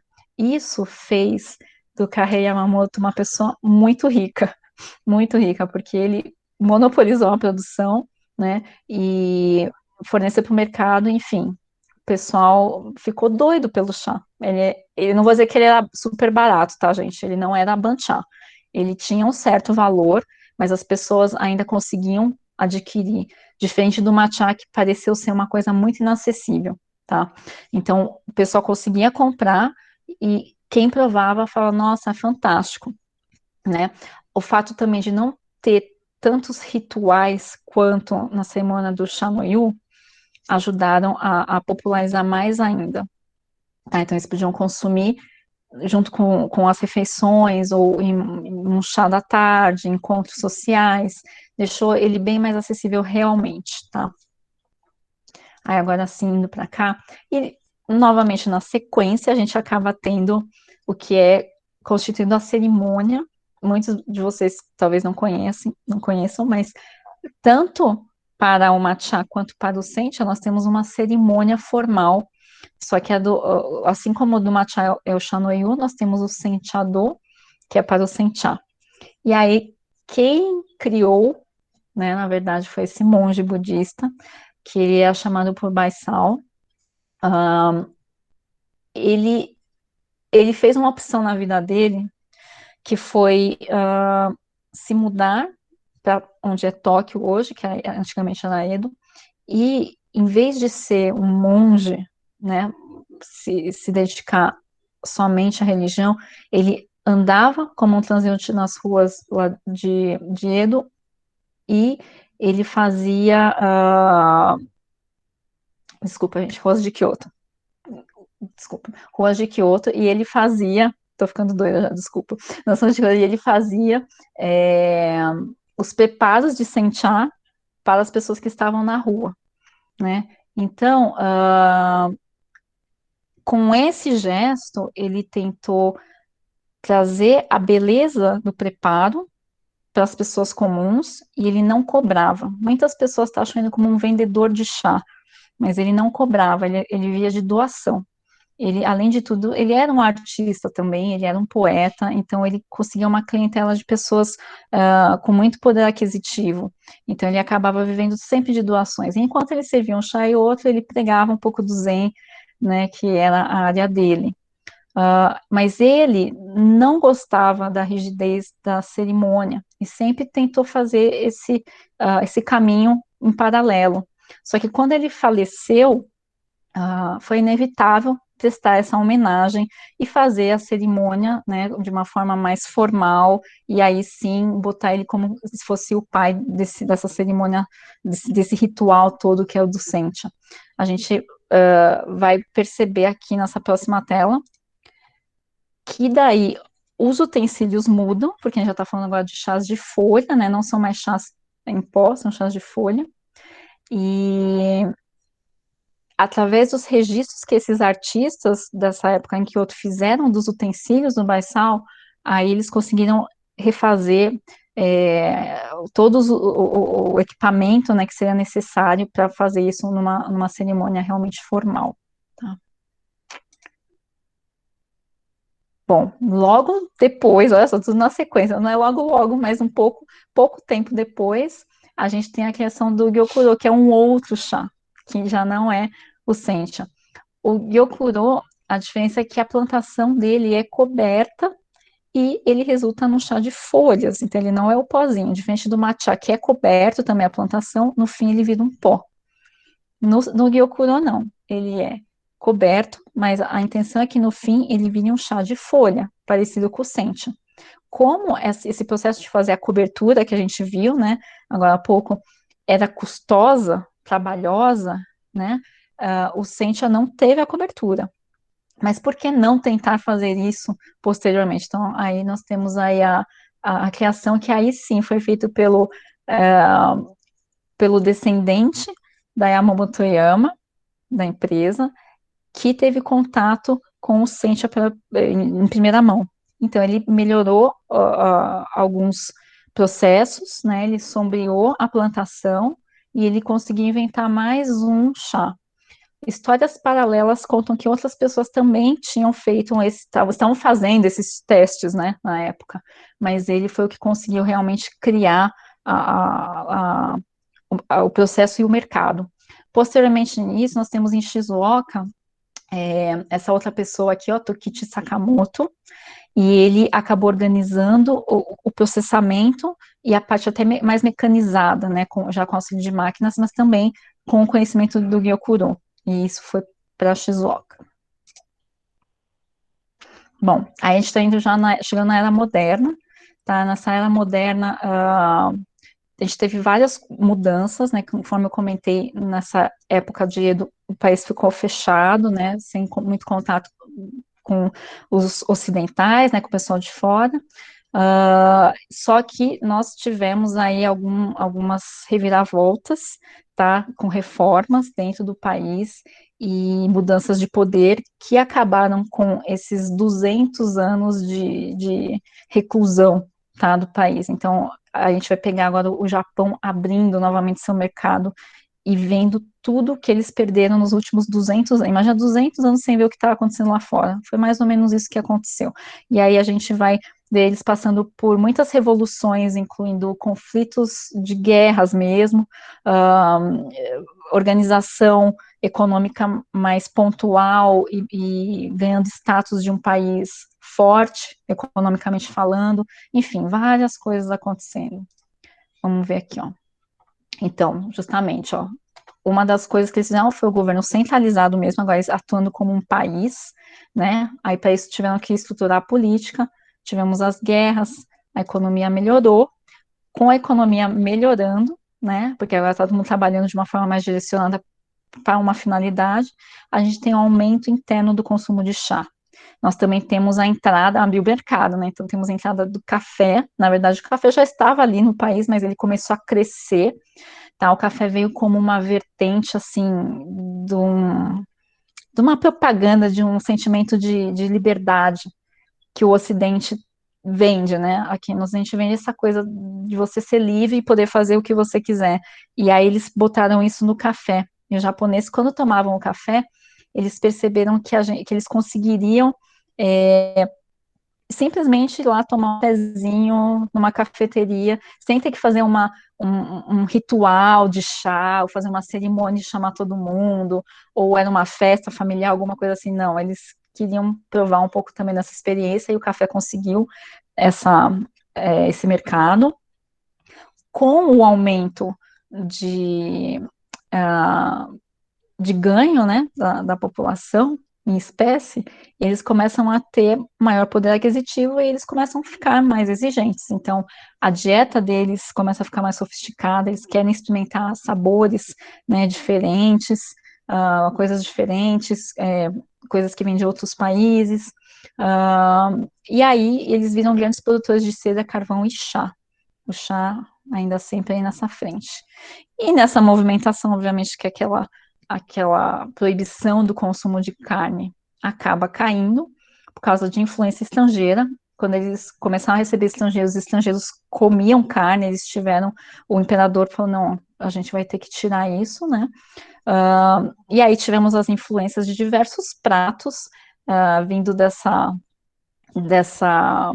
dessa época, né, que eles inventaram até uma palavra para denominar quando você tem uma comida feita no Japão, mas com influência estrangeira, e chama yoshoku. Então, yoshoku é, por exemplo, tem hoje na cozinha deles o tempurá. Tempurá são legumes empanados e fritos. A fritura não era um costume japonês, isso veio de Portugal. Tá? Nós temos o carê. O carê é basicamente o curry, quando você põe um arroz, o curry tem frango, tem, né, tem alguma carne e ainda o tempero também veio de fora. Espaguete, se você for no Japão, você vai ver espaguete vendendo em todo o mercado. E eles abraçaram o espaguete, mas espaguete que nem o nosso, assim, com molho vermelho mesmo. Então tem várias comidas que eles acabaram incorporando ali. Ah, desculpa, agora sim, o xizinho do boi saiu. Ele está livre para ser comido. Bom, e aí o que, que aconteceu com o chá? Bom, mais melhorias, como se não pudessem, ainda temos mais melhorias. Eles começaram a estudar mais essa parte de agronomia, então nós temos, ó, o uso de estaquia, forragem do solo, adubação, mecanização efetiva da produção.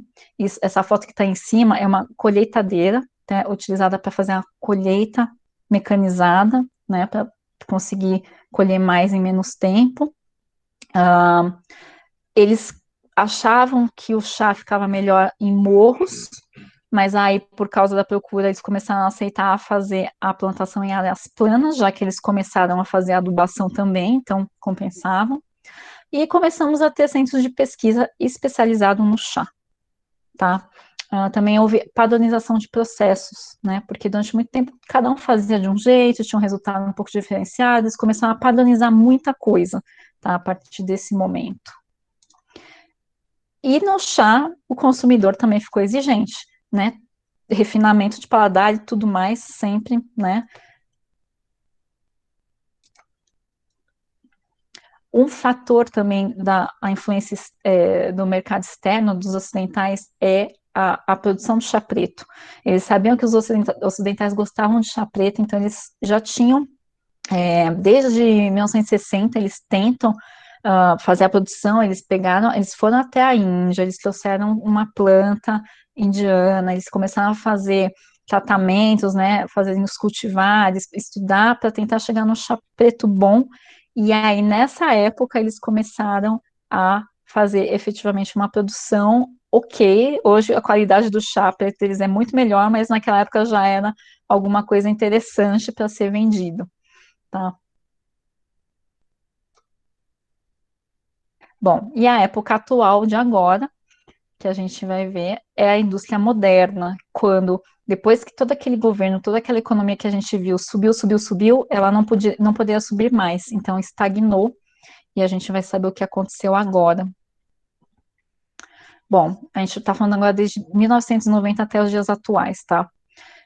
A economia ficou mais lenta, porque eles vieram de uma super subida econômica, então normal que eles iam estabilizar em algum momento, mas ao mesmo tempo eles começaram a ter problemas sociais, a população idosa começou a aumentar muito e não tem renovação. Então, as mulheres hoje no Japão, elas trabalham também. Antigamente, não podiam, né? A sociedade japonesa sempre foi muito machista, então, mas hoje elas podem trabalhar muito. E aí elas não têm simplesmente essas organizações familiares, como vou ter um filho, eu vou deixar com quem, né? E tudo é muito caro no Japão. Então, você contratar uma pessoa para tomar conta do seu filho também é muito caro. E acabou que, né, sociedade moderna, todo mundo trabalha, e aí a natalidade acabou abaixando, né, e a gente não pode esquecer que ainda hoje eles possuem catástrofes naturais. Então, a gente tem que lembrar, aí já aqui na área do chá, que em 2011, nós tivemos, por exemplo, esse é só um exemplo, tá, gente? Teve o terremoto em Fukushima, e as plantações de chá foram atingidas pela radioatividade que vazou das usinas quando houve esse terremoto muito forte. Então, como se não bastassem alguns problemas que eles começam a ter, a gente tem ainda as catástrofes naturais acontecendo. E aí também aqui temos a diminuição do consumo, tá? Nós temos o encerramento de algumas atividades. É, uma que eu posso comentar que realmente pareceu bem nítida é a produção única de Banchá. Aí eu tô falando do Banchá de hoje, que a gente conhece como a categoria de chá grosseiro, né?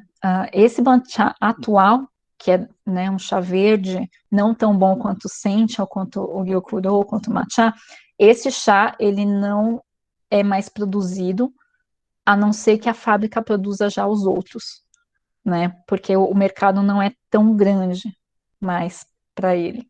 E entre outras coisas, como não teve renovação, os fazendeiros foram ficando idosos, e aí eles não têm mais descendentes para tomar conta das fazendas, e muitas fazendas acabaram sendo abandonadas, tá? Tem muita fazenda sendo abandonada, produção de chá em alguns lugares bem decaindo, tá? Por conta disso. Enfim, temos esses problemas acontecendo. E aí nós temos aqui 80% das plantas são clones Yabuquita. Yabuquita é um cultivar específico da planta da Camellia sinensis, que é esse aqui que vocês estão vendo, esse aqui é a Yabuquita. Então, esse é o cultivar que tem 80% de produção no país inteiro. Apesar de a gente saber que dependendo da região, isso pode alterar, essa super padronização que aconteceu no país acabou deixando o paladar do consumidor japonês cansado. Imagina você tomar o chá e ele sempre ser igual, sempre ser igual, sempre ser igual. Tem uma hora que eu sinto que a gente quer uma coisa diferente, né? Então, acabou meio que também perdendo um pouco do público, e a gente chega nisso daqui, gente. Isso é bem triste, tá? São dados da FAO do ano de 70 até 1995. A gente está vendo que tivemos uma queda muito grande do consumo de chá verde, tá? O chá preto começou a ser consumido porque era diferente. Até hoje o chá preto no Japão ainda é meio exótico. E o café subiu lá para cima. Então a gente está tendo aí umas mudanças no mercado que o chá acabou não acompanhando, tá? E aí o que o pessoal está fazendo para tentar suprir isso? Bom, aí sim a gente vai começar a ver o que eles estão começando a se mexer, né? O que eles fizeram. E aqui eu tenho, em 2004, nós temos essa garrafa dessa marca, que é da Suntory, esse chá gelado Yemon, ele é pronto para beber. E ele é vendido em qualquer lugar do Japão. Qualquer lugar vai ter na lojinha, no mercado, numa máquina, na frente do metrô. Todos os lugares vendem os engarrafados agora, porque eles perceberam que a população agora, que é moderna, que até mais ou menos os anos 60 era muito rural, mas depois em diante ficou mais urbanizado, eles não tinham mais o tempo para ficar preparando o chá no bule. Então, uma saída é fazer os. Tem a abreviação aqui, o RTD, que é o Ready to Drink, que em inglês é prontos para beber, tá? Então, são esses engarrafados. E essa campanha ajudou muito a levantar esse consumo, porque como o café estava nessa crescente no país, a campanha que eles fizeram em cima desse produto especificamente era assim, que você, quando você trabalhava, você precisava de café, porque o café te fazia trabalhar mais, né, te movia. E aí, quando você saía do serviço, você tinha que relaxar. E aí você precisava tomar um chá, que o chá ia te ajudar a relaxar. Então começou um movimento assim de japoneses comprando as garrafas entre o caminho do trabalho para casa. E aí começou a difundir melhor um pouco essa cultura do engarrafado também. Bom, outra coisa que aconteceu que ajudou indiretamente, mas também ajuda, nós temos aqui esse prato. Eu tinha falado para vocês daqueles pratos que tinham influência internacional, né, que eles produziram, que nem o carê. Aqui nós temos agora os pratos que são tipicamente japoneses, e eles chamam o ashoko. Tá? Em 2013, eles foram considerados herança cultural intangível pela Unesco. Então, isso foi um ganho muito grande para eles, numa visão assim de você querer valorizar e preservar algumas características do japonês, tá? Então, o ashoko é basicamente o PF que o japonês tem e pode ter na casa dele. Isso aqui representa diversas coisas, entre elas é o balanço da alimentação deles. Vocês podem ver que sempre tem umas porções pequenas e proporcionais entre proteína. Gente, só um segundo, a minha imagem já vai voltar. Desculpa, vou ter que fazer só uma pequena pausa. Que tem a minha imagem, da minha cara já volta, tá? Que eu preciso trocar aqui a bateria só da câmera. Bom, mas eu vou continuar falando, tá? Que eu acho que vocês conseguem ver. Então, esse prato reúne as porções de proteína, carboidrato, toda a nutrição, né, equilibrada, balanceada, que os japoneses sempre tiveram, nós vimos, né, todos os pratos que eles foram comendo, né, todas as refeições que eles tiveram por aí. Ele valoriza a comida caseira, então, numa casa, numa família que você visite no Japão, você tem essa variedade, né, de pequenas porções, eles vão te receber com esse tipo de comida, que tem um ar caseiro, tá? Tem que ser feito, assim, com esmero por alguém da família. E isso também reforça aquela sensação de você ter uma reunião, de uma troca, né, de uma coisa social. Tudo isso, além do fato de que nós vimos que a sazonalidade para os japoneses é muito importante. Então, nós temos aqui o peixe, o salmão, que talvez daqui a um tempo eles não vão ter isso agora, então eles vão trocar, e não tem problema, porque eles sabem qual é a época melhor, né, eles respeitam isso, parece que está muito enraizado assim, na cultura deles, eles gostam dos produtos que são locais, então eles sabem a época dos produtos, e eles gostam muito de ver essa beleza associada às estações do ano. Então, por exemplo, se você vai no outono, numa loja de chá no Japão, e você pede um matcha, eles vão te dar numa tigela que os motivos que estão estampados na tigela vão lembrar o outono. Então, eles têm muito marcado isso na cabeça, tá? É uma coisa bem cultural deles. E esse prato acaba trazendo tudo isso, tá? E fora isso, agora eu vou fazer um joguinho de 7 erros. Ó, vou passar para o próximo, quero saber o que mudou nessa foto. Nós temos ali o chá, tá? A xícara de chá. Por quê? Porque na refeição japonesa, o chá sempre vem em conjunto, tá? Então, o chá, ele é um tipo de aperitivo para a refeição e também um acompanhamento. Dependendo do tipo do chá japonês, você pode usar para essas coisas, tá? E nós caímos novamente no umami, tá? Então, nós temos aí essa parte do prato, que tem uma concentração muito grande de ingredientes e alimentos que propiciam o umami, tá? E temos também o umami no chá. A gente vai começar a entender melhor o chá japonês agora, porque a gente vê que o paladar dele foi montado em cima desse quinto gosto básico, que pra gente aqui no Ocidente não parece tão conhecido. Tá? A gente só acha que a gente não conhece, é que a gente nunca separou ele para tentar sentir o que ele era.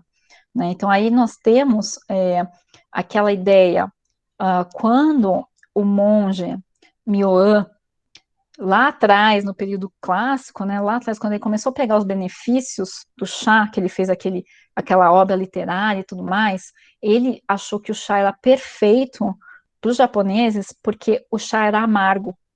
E na refeição dos japoneses não haviam coisas amargas. Então ia complementar muito bem. Segundo a medicina tradicional chinesa, que eles seguem esse balanço de alimentos, o amargo, ele vai direto para o coração. Então, ele ajuda a revitalizar o coração. Então, o meu, naquela época, pensou nisso tudo. Ele falou assim, olha, chá faz bem para o coração, né? Vai trazer muitos benefícios para todo mundo. Ninguém aqui come coisa amarga, tá aí o umami. E para vocês entenderem como o umami não é um desconhecido para a gente, eu tenho aqui uma reunião de alimentos que possuem umami e estão aqui no nosso dia. A começar com o leite materno. O primeiro alimento que nós temos na nossa vida contém umami, tá? Então a gente está tomando umami desde pequenininho. E aí nós temos aqui algumas folhagens possuem umami, tá? Aqui eu tenho espinafre, carnes, geralmente carnes curadas,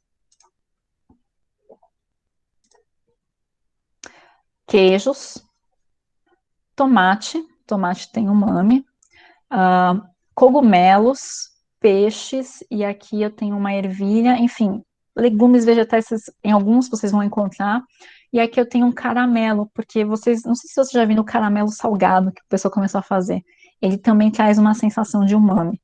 Então, a gente acha que não conhece o umami, mas na verdade a gente nunca parou para pensar, né, em como sentir esse umami. Ele está aqui nos nossos dias. Então, a partir de agora, eu quero que quando vocês, né, vocês tomem um chá japonês, que vocês tentem lembrar dessa sensação, porque o umami é o maior representante do que a gente pode denominar o que é o chá japonês, tá?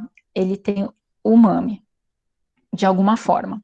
Pode ser leve, pode ser muito intenso, tá? Ele pode estar disfarçado com um dulçor maior, mas de forma alguma ele é um alimento, ele não é uma refeição, tá? Ele vai te levar para outras complexidades de sabor. Aqui eu coloquei o matcha, tá? O matcha, além do umami, nós temos o conceito do adocicado, que aí a palavra seria amami, tá? Então, ele tem esses dois, e aqui em cima eu botei o gyokuro, que é o chá que eu acho que mais tem umami, dos tipos que eles produzem, e ele precisa ser preparado de forma correta para reforçar essa sensação na hora de fazer a degustação, tá?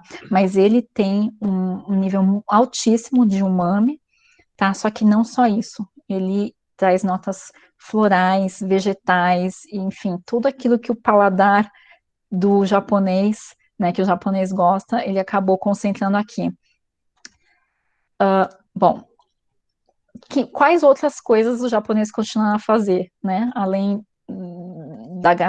do chá engarrafado, né, da intervenção da Unesco, eles começaram a perceber que para ganhar de novo público, eles precisavam ter a variedade. E variedade é outra palavra-chave na cultura japonesa, porque vocês viram que eles gostam de pequenos pratos diferentes, pequenas comidas, é, as sazonalidades são importantes, então tudo que muda e que varia para eles interessa. E aqui nós temos cultivares, nós temos hoje, no Ministério da Agricultura japonês, nós temos cadastrado 52 cultivares oficiais do Japão. E o que é o cultivar? São plantas selecionadas que acabam trazendo um outro perfil de sabor para o chá que a gente encontra na xícara. Então, você pegar um chá verde, por exemplo, eu quero tomar um sencha de um cultivar X e tem um sencha do cultivar Y. É o mesmo processo, mas o sabor vai ser diferente, porque são plantas que foram selecionadas de formas diferentes e aí trazem um perfil diferenciado. O que mais vai importar agora, então, para a gente tentar ganhar o público? Qual é a origem específica? Então, nós temos agora a região produtora, especificado. Então, aqui eu tenho, façam de conta que vocês conseguem enxergar um mapa do Japão aqui, tá? Que essa é uma imagem oficial do Ministério da Agricultura do Japão. Então, eles fizeram uma arte mais moderna, que representa a ilha, e na ilha você está, desculpa, o Japão é um arquipélago, eu sempre falo ilha, mas vocês estão vendo que são pequenas ilhas. E aí vocês estão vendo que tem regiões produtoras diferentes, né? E com produções, né, números diferentes. Tem uns que produzem muito, tem uns que são pouquinho, mas eles perceberam que você falar de onde está vindo o chá ajuda também a você entender o valor daquilo. E aí aqui eu trago uma tela que eu tirei de uma loja online, que é de um amigo meu do Akito, tá? E aqui ele faz, se descer, né, na tela, na loja dele, além de uma foto muito bonita, ele tem todas as identificações do chá, tudo, o tipo, qual é o cultivar utilizado, qual é a origem, quem é o produtor. Então, eles perceberam que quanto mais detalhamento, né, e originalidade, melhor para o público. O público compreende que aquilo foi feito de uma forma mais especial, por isso que nós chamamos de chás especiais, né, porque eles têm todas essas características, e o processo desculpa, e o jeito que ele foi processado também é muito importante. Então eles começam a perceber que tem muita coisa mecanizada no Japão, mas que os processos manuais também fazem um outro nicho. E é legal você falar, ó, até se ele foi colhido à mão e não por máquina já dá diferença. Então eles começaram a fazer essas separações. Essa foto aqui sou eu tentando aprender a fazer esse processo manual, gente. É muito difícil, tá? É muito difícil. Essa senhora que estava me ajudando, ela me deu muitas broncas, muitas. Porque eu tentei, uma hora até que foi, mas é muito difícil mesmo. Então tem que valorizar de verdade quando é manual. Variedades de produto. Antigamente nós tínhamos um matcha para cerimônia, né? Só que tinha uma qualidade, agora a gente tem várias qualidades. Nós temos até matchas que são culinários, ou seja, não é nem para você tomar, é só para você usar para cozinhar. Aqui eu tenho até um carvão ativado feito com o pó do matcha. Então, começaram realmente a fazer experimentos. Aqui nós tínhamos, lembra que eu falei que tinha a categoria do chá escuro ou dos fermentados, né? Lá atrás, esse aqui é um clássico, mas hoje nós temos já um mais moderno, que esse daqui já usa técnicas mais avançadas, né? Tecnologias, eles usam um maquinário bem moderno, mas ainda trazendo novidades. O exótico também vende hoje em dia. Então, eles começaram a produzir outra família de chá, que é o oolong, tá? Que é conhecido muito na China e em Taiwan, e eles começaram a explorar. E nós temos, isso aqui faz parte daquela coisa dos cultivares diferentes. É um chá que naturalmente ele é mais amarelado, tá? Mas isso aqui seria um chá verde, só que com um cultivar diferente. Então, tudo que é diferente e exótico começou a ser explorado também. Fora isso, né, nós temos aqui a introdução dos tea cafés. Tá em inglês, tá? Mas Yuri, tea é chá e café é café, sim. É como se fosse cafeteria, só que voltado só para o chá. São as nossas casas de chá. Só que como a cultura do café no Japão é grande, eles aproveitaram a palavra café, que na verdade vem do francês, que é o local, né, não a bebida em si, um café, é um lugar que eu estou indo lá. Então, eles aproveitaram o nome do local e virou é, o local para se tomar chá, desde os mais tradicionais até os mais modernos. E aquela sobremesa de gelo que eu mostrei para vocês lá atrás, que era bem, né, feinha, né, não tinha muita coisa interessante. Olha como ficou depois de tentarem revitalizar o chá no mercado japonês. Aqui nós temos alguns tipos. Vou continuar torturando vocês. Aqui nós temos mais comida feita, né, com chá japonês, diversos exemplos que vocês podem ir lá. Hoje no país vocês vão encontrar. Tem alguns lugares no Brasil que estão produzindo hoje, e é uma ótima forma de fazer a introdução das pessoas que não tomam chá. Então, foram diversas coisas, né, que eles acabaram preparando, né, tentaram se esquematizar para revitalizar a cultura do chá.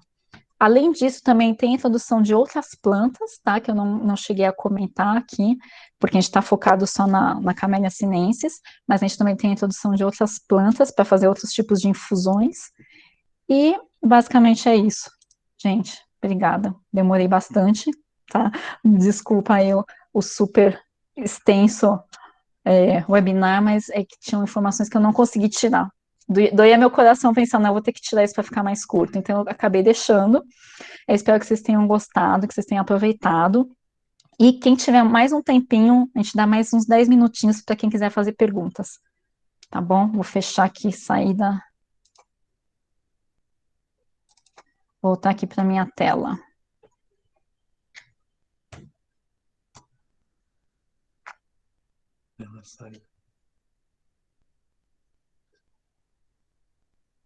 Tá, tem uma pergunta aqui que eu tô vendo já, que eu preciso responder, que a Erika tinha perguntado se o banquete era um kaiseki. Eu não sei se eles tinham esse conceito na época, tá? Mas eu entendo que o kaiseki está introduzindo essa coisa do ashoku, que é o prato maior que a gente tem na culinária do Japão hoje, que foi reavivado pela Unesco.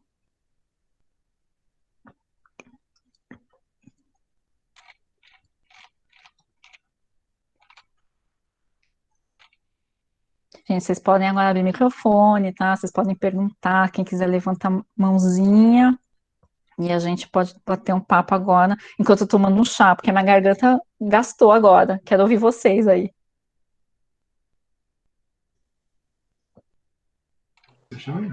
Oi, gente, tudo bem? Lauren, pode falar.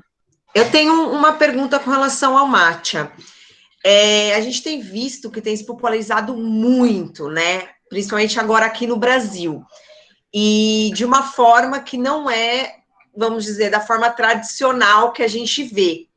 E eu queria saber, assim, eu tenho visto diversas empresas novas chegando, oferecendo matcha, né? Com diversos benefícios. Como que a gente consegue saber, vamos dizer assim, pela aparência, né? Dá para saber qual é um matcha de qualidade? Porque tem algumas empresas que eu já ouvi, quanto mais escuro, melhor é a qualidade. E coisas assim, que até certo ponto a gente fica, será que está usando para vender? Né? Nessa questão, Te né? De entendo. sair do tradicional e trazer para o dia a dia mesmo das pessoas, né? Então, assim, o que você pode falar sobre isso um pouquinho? Obrigada. Imagina, vou até voltar aqui, ó, no slide, só para mostrar para vocês que eu acho que vai ser muito mais esclarecedor ver.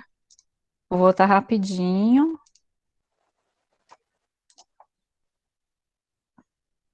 Deixa eu ver se tá indo. Foi? Foi, né? Então tá, isso aqui, essa foto aqui, na verdade, é um teste meu que a gente estava fazendo aqui de justamente qualidade de matchas. De bater o olho. Vocês conseguem me dizer qual matcha não está bom? A gente escreve aqui na caixinha, tá? Desculpa, porque eu acho que ele tirou o som. Mas de bater o olho, quando eu falei para vocês lá naquele comecinho que o que o pessoal falava que era de qualidade era a cor e o aroma, então a gente olhando, a gente está falando de um chá verde. Qual desses não tem a cor certa? Tá Da fácil. direita acima. Isso, o de direita, esse aqui. Esse aqui, e todos são matchas, tá? E o que aconteceu? Conservação, idade. E aí, pela cor, olhando, esse aqui, com certeza, não tá bom, tá? Você pode até tomar e achar que ele não tá estragado, mas se você der para um especialista para ele provar, ele vai falar assim, olha, esse aqui não tá bom, tá? Não tá bom não quer dizer que tá ruim no estragado, mas também não tá com a qualidade esperada. E aí, a gente vai olhar agora esse do lado. Esse verde está fantástico, certo? Tá muito bonito. E esse segundo tá com um verde bonito também, mas não tá tão brilhante quanto esse, certo? Esse daqui, ele é bom, mas em termos de aromas e complexidade, esse aqui tá melhor. Então, aí, nesse sentido, aí já fica difícil da gente determinar, só provando. Não, daí já não tem solução. Mas é bem isso. A cor tem que estar verde. Agora, o quão verde, tendo esse verde vivo, é o interessante. Agora, entre eles, aí tem que rolar um cupping aí, uma degustação. Vou sair aqui, voltar aqui para tela. Tá bom, Lauren? Respondeu? Tá ótimo, obrigada. Ah, Rayana. Rayana levantou aqui. Boa noite, eu achei fantástica a webinar. Estou muito Obrigada. feliz de estar aqui, viu? A minha dúvida, na verdade, é uma curiosidade que eu tinha visto, acho que num vídeo, sobre o serviço do chá japonês com aquele utensílio que é mais lateral, né? Tem uma aba lateral. E eu lembro de ter visto que a forma de servir, você vai servindo até a última gota cair igualmente em cada xícara. E aí eu queria saber, isso procede, de onde vem essa tradição? Bom, na verdade, quando você vê Aí eu tô falando mais para os especialistas. O preparo chinês, que você, depois que faz a infusão no bule, você vira todo o conteúdo num outro utensílio, né? E aí sim você vai servir. Quando você faz isso, você uniformiza o líquido, tá? Só que aí você também facilita o teu serviço. Como os japoneses, eles têm muito esse conceito que a gente chama de omotenashi, que é servir bem uma pessoa, eles querem mostrar para vocês que você é a melhor pessoa do mundo naquele momento. É você que eu quero te atender. Então, para mostrar um gesto, né, de mostrar isso, é fazer um preparo impecável. Então, quando a pessoa está ali com o bule, que chama kyuso, que é esse bolo de pega lateral, e a gente vai botando no primeiro copo, no segundo copo, no terceiro copo, aí depois você volta, na verdade você está demonstrando que você tem o domínio dessa técnica e que a xícara que eu vou servir para todos os convidados vai ser igual. Nenhuma xícara vai ter mais sabor que a outra. Porque é muito fácil você simplesmente filtrar e jogar tudo num utensílio e depois servir. Não, eu quero que você entenda que eu tenho a consciência que você está aqui, eu vou te servir da melhor maneira possível. Então, eu vou fazer isso sabendo que todas as xícaras vão ficar boas. É mais ou menos por aí, tá, Rayana? Tem Certo? algum chá específico? Seria o Banchá, o Sencha, o Gyokuro Seria para esse? todos de folha. Aí, assim, porque assim, olha, a gente tem duas divisões. Nós temos o chá em pó e nós temos os chás em folha, tá? Eles fazem essa classificação. Ou é em pó, ou batido, ou é em folha e infusionado. Então, quando você usa o bule, aí pode ser qualquer um da classificação de folhas, tá? Eu vi o chá da casa? Oi, Yuri, tudo Oi. bem? Oi, Paulo e Mariana, tudo bem? Ó, esses não valem. Eles são o chá da casa e também são da casa aqui. Fala. Obrigado, viu, pela aula. Tem uma pergunta, mas antes queria agradecer porque foi fantástico. E até Ah, chamei um obrigada. pessoal, fui no WhatsApp. Ah, pessoal, tá rolando agora e todo mundo tá aí. Mandar um Isso abraço aí, para chama a Recife. galera.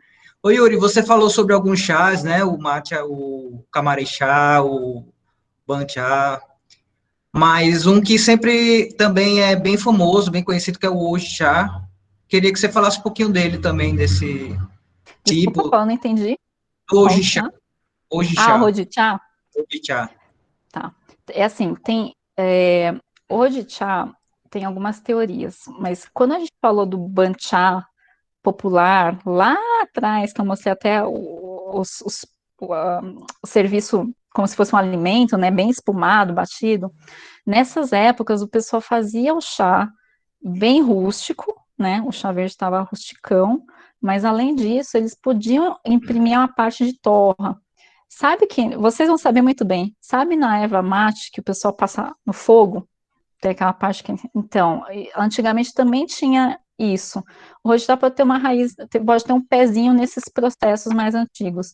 E sabendo que hoje nós temos dois processos que são muito importantes no processamento de chá japonês. Um é a vaporização e o outro é a torra. Então, a torra final, se for muita, vira o Rodichá. Mas ele tem essa raiz. Essa torra sempre existiu na cultura do processamento, tá? Beleza? É. Deixa eu ver aqui. Lauren de novo? É isso? Não? É que tá com a mãozinha levantada. Desculpa. Imagina, imagina. É Tem quem, mais alguém quem levantou a mão, tem no que botão fica a levantou? opção abaixar a mão. Gente, deixa eu ver se tem mais alguém. Tem muita gente, eu não consigo ver a mãozinha de todo mundo, mas eu acho que acabaram as perguntas. Gente, se eu tô errada, alguém grita aqui na caixinha de texto, tá? Acho que tem um de Ana Carolina Reis aqui. Tem? Quem for, por favor, fale. Pode falar, que você vai aparecer na minha tela, porque tem muita gente, eu não consigo ver todo mundo.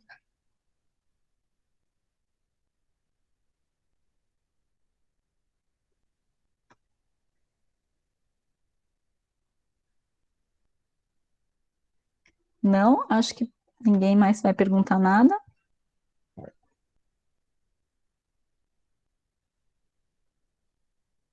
Gente, acho que é isso. Não estou vendo mais ninguém se manifestando aqui. Então, eu acho que eu vou Ah, de novo, meu ponto aqui, não eletrônico, meu ponto humano me avisou que esse evento não acaba hoje, tá? Hoje é o webinar aberto, mas tem os alunos que vão participar ainda das masterclasses, não nesse, no outro final de semana. Lembrem-se de estarem preparados com todo o material bonitinho, então eu vejo vocês daqui a um tempo, tá? Eu vou aproveitar esse momento para agradecer, porque as inscrições acabaram muito rápido, foi ótimo, gente, muito obrigada, estou super feliz de poder compartilhar esse conhecimento aí com vocês também. Infelizmente, a gente não conseguiu fazer muitas vagas, foi uma pura delimitação por causa dos chás mesmo, tá? A gente não tinha muitos chás, muita quantidade do mesmo chá, então acabou sendo poucas vagas, mas eu prometo que talvez mais pra frente a gente consiga repetir a dose, tá bom? Mas eu vou agradecer todo mundo. Ó, tem outra pergunta antes, vamos lá. Tá aqui, tá aqui. Como funciona a separação do matcha culinário para o cerimonial? Ah, Ana, Clara, você tá com vergonha de abrir a câmera. Olha só como é a coisa. Por isso que a menina não pergunta? Ah, não pode. Mas tudo bem, vamos lá. Vou quebrar teu galho dessa vez. Próxima vez eu quero ver você também, tá? Bom, o matcha culinário cerimonial, basicamente é assim. Quando é o cerimonial, ele vem de um cultivar, uma planta, né, específica, e ele tem um aroma, ele tem um corpo, ele tem características muito boas. Você percebe tomando. Quando ele é culinário, geralmente ele vem de cultivares já sem tantos perfis assim complexos de sabor, ou de alguma colheita que não necessariamente foi a melhor, tá? É basicamente isso. E isso você percebe se você teimava assim, não, eu quero provar um matcha culinário. Vai em frente, faça esse teste. Vocês vão perceber que ele não tem tanto sabor, tá? O culinário, ele tem uma cor muito bonita, mas não necessariamente ele tem aquela complexidade de sabor. Se você pegar um matcha que é cerimonial e tomar, você vai ver na hora como ele tem notas, como o corpo dele é gostoso, entre outras coisas, tá? Beleza, ela prometeu que vai mostrar a câmera para só quero ver. Tá ótimo, Ana Carolina. Então agora eu acho que realmente acabei aqui as perguntas, gente. Então vou voltar aqui para os agradecimentos. Muito obrigada por todos vocês. Mais uma vez, desculpa pela demora, tá? E os alunos, vejo vocês daqui 2 semanas, 1 semana e meia, na verdade. E muito obrigada, tá, gente? Foi ótimo receber vocês aqui. Levem a mensagem do chá japonês aí para os seus amigos e qualquer coisa escrevam para a gente depois, tá bom? Ó, muito obrigada. Boa noite para vocês. Muito, muito Obrigada, obrigada. Yuri. Até mais. Tchau, obrigada, gente. Obrigada. Oi, gente. Oi, tchau. Maravilhoso, Tchau. Yuri. Ai, Maravilhoso. obrigada. Ai, gente, obrigada.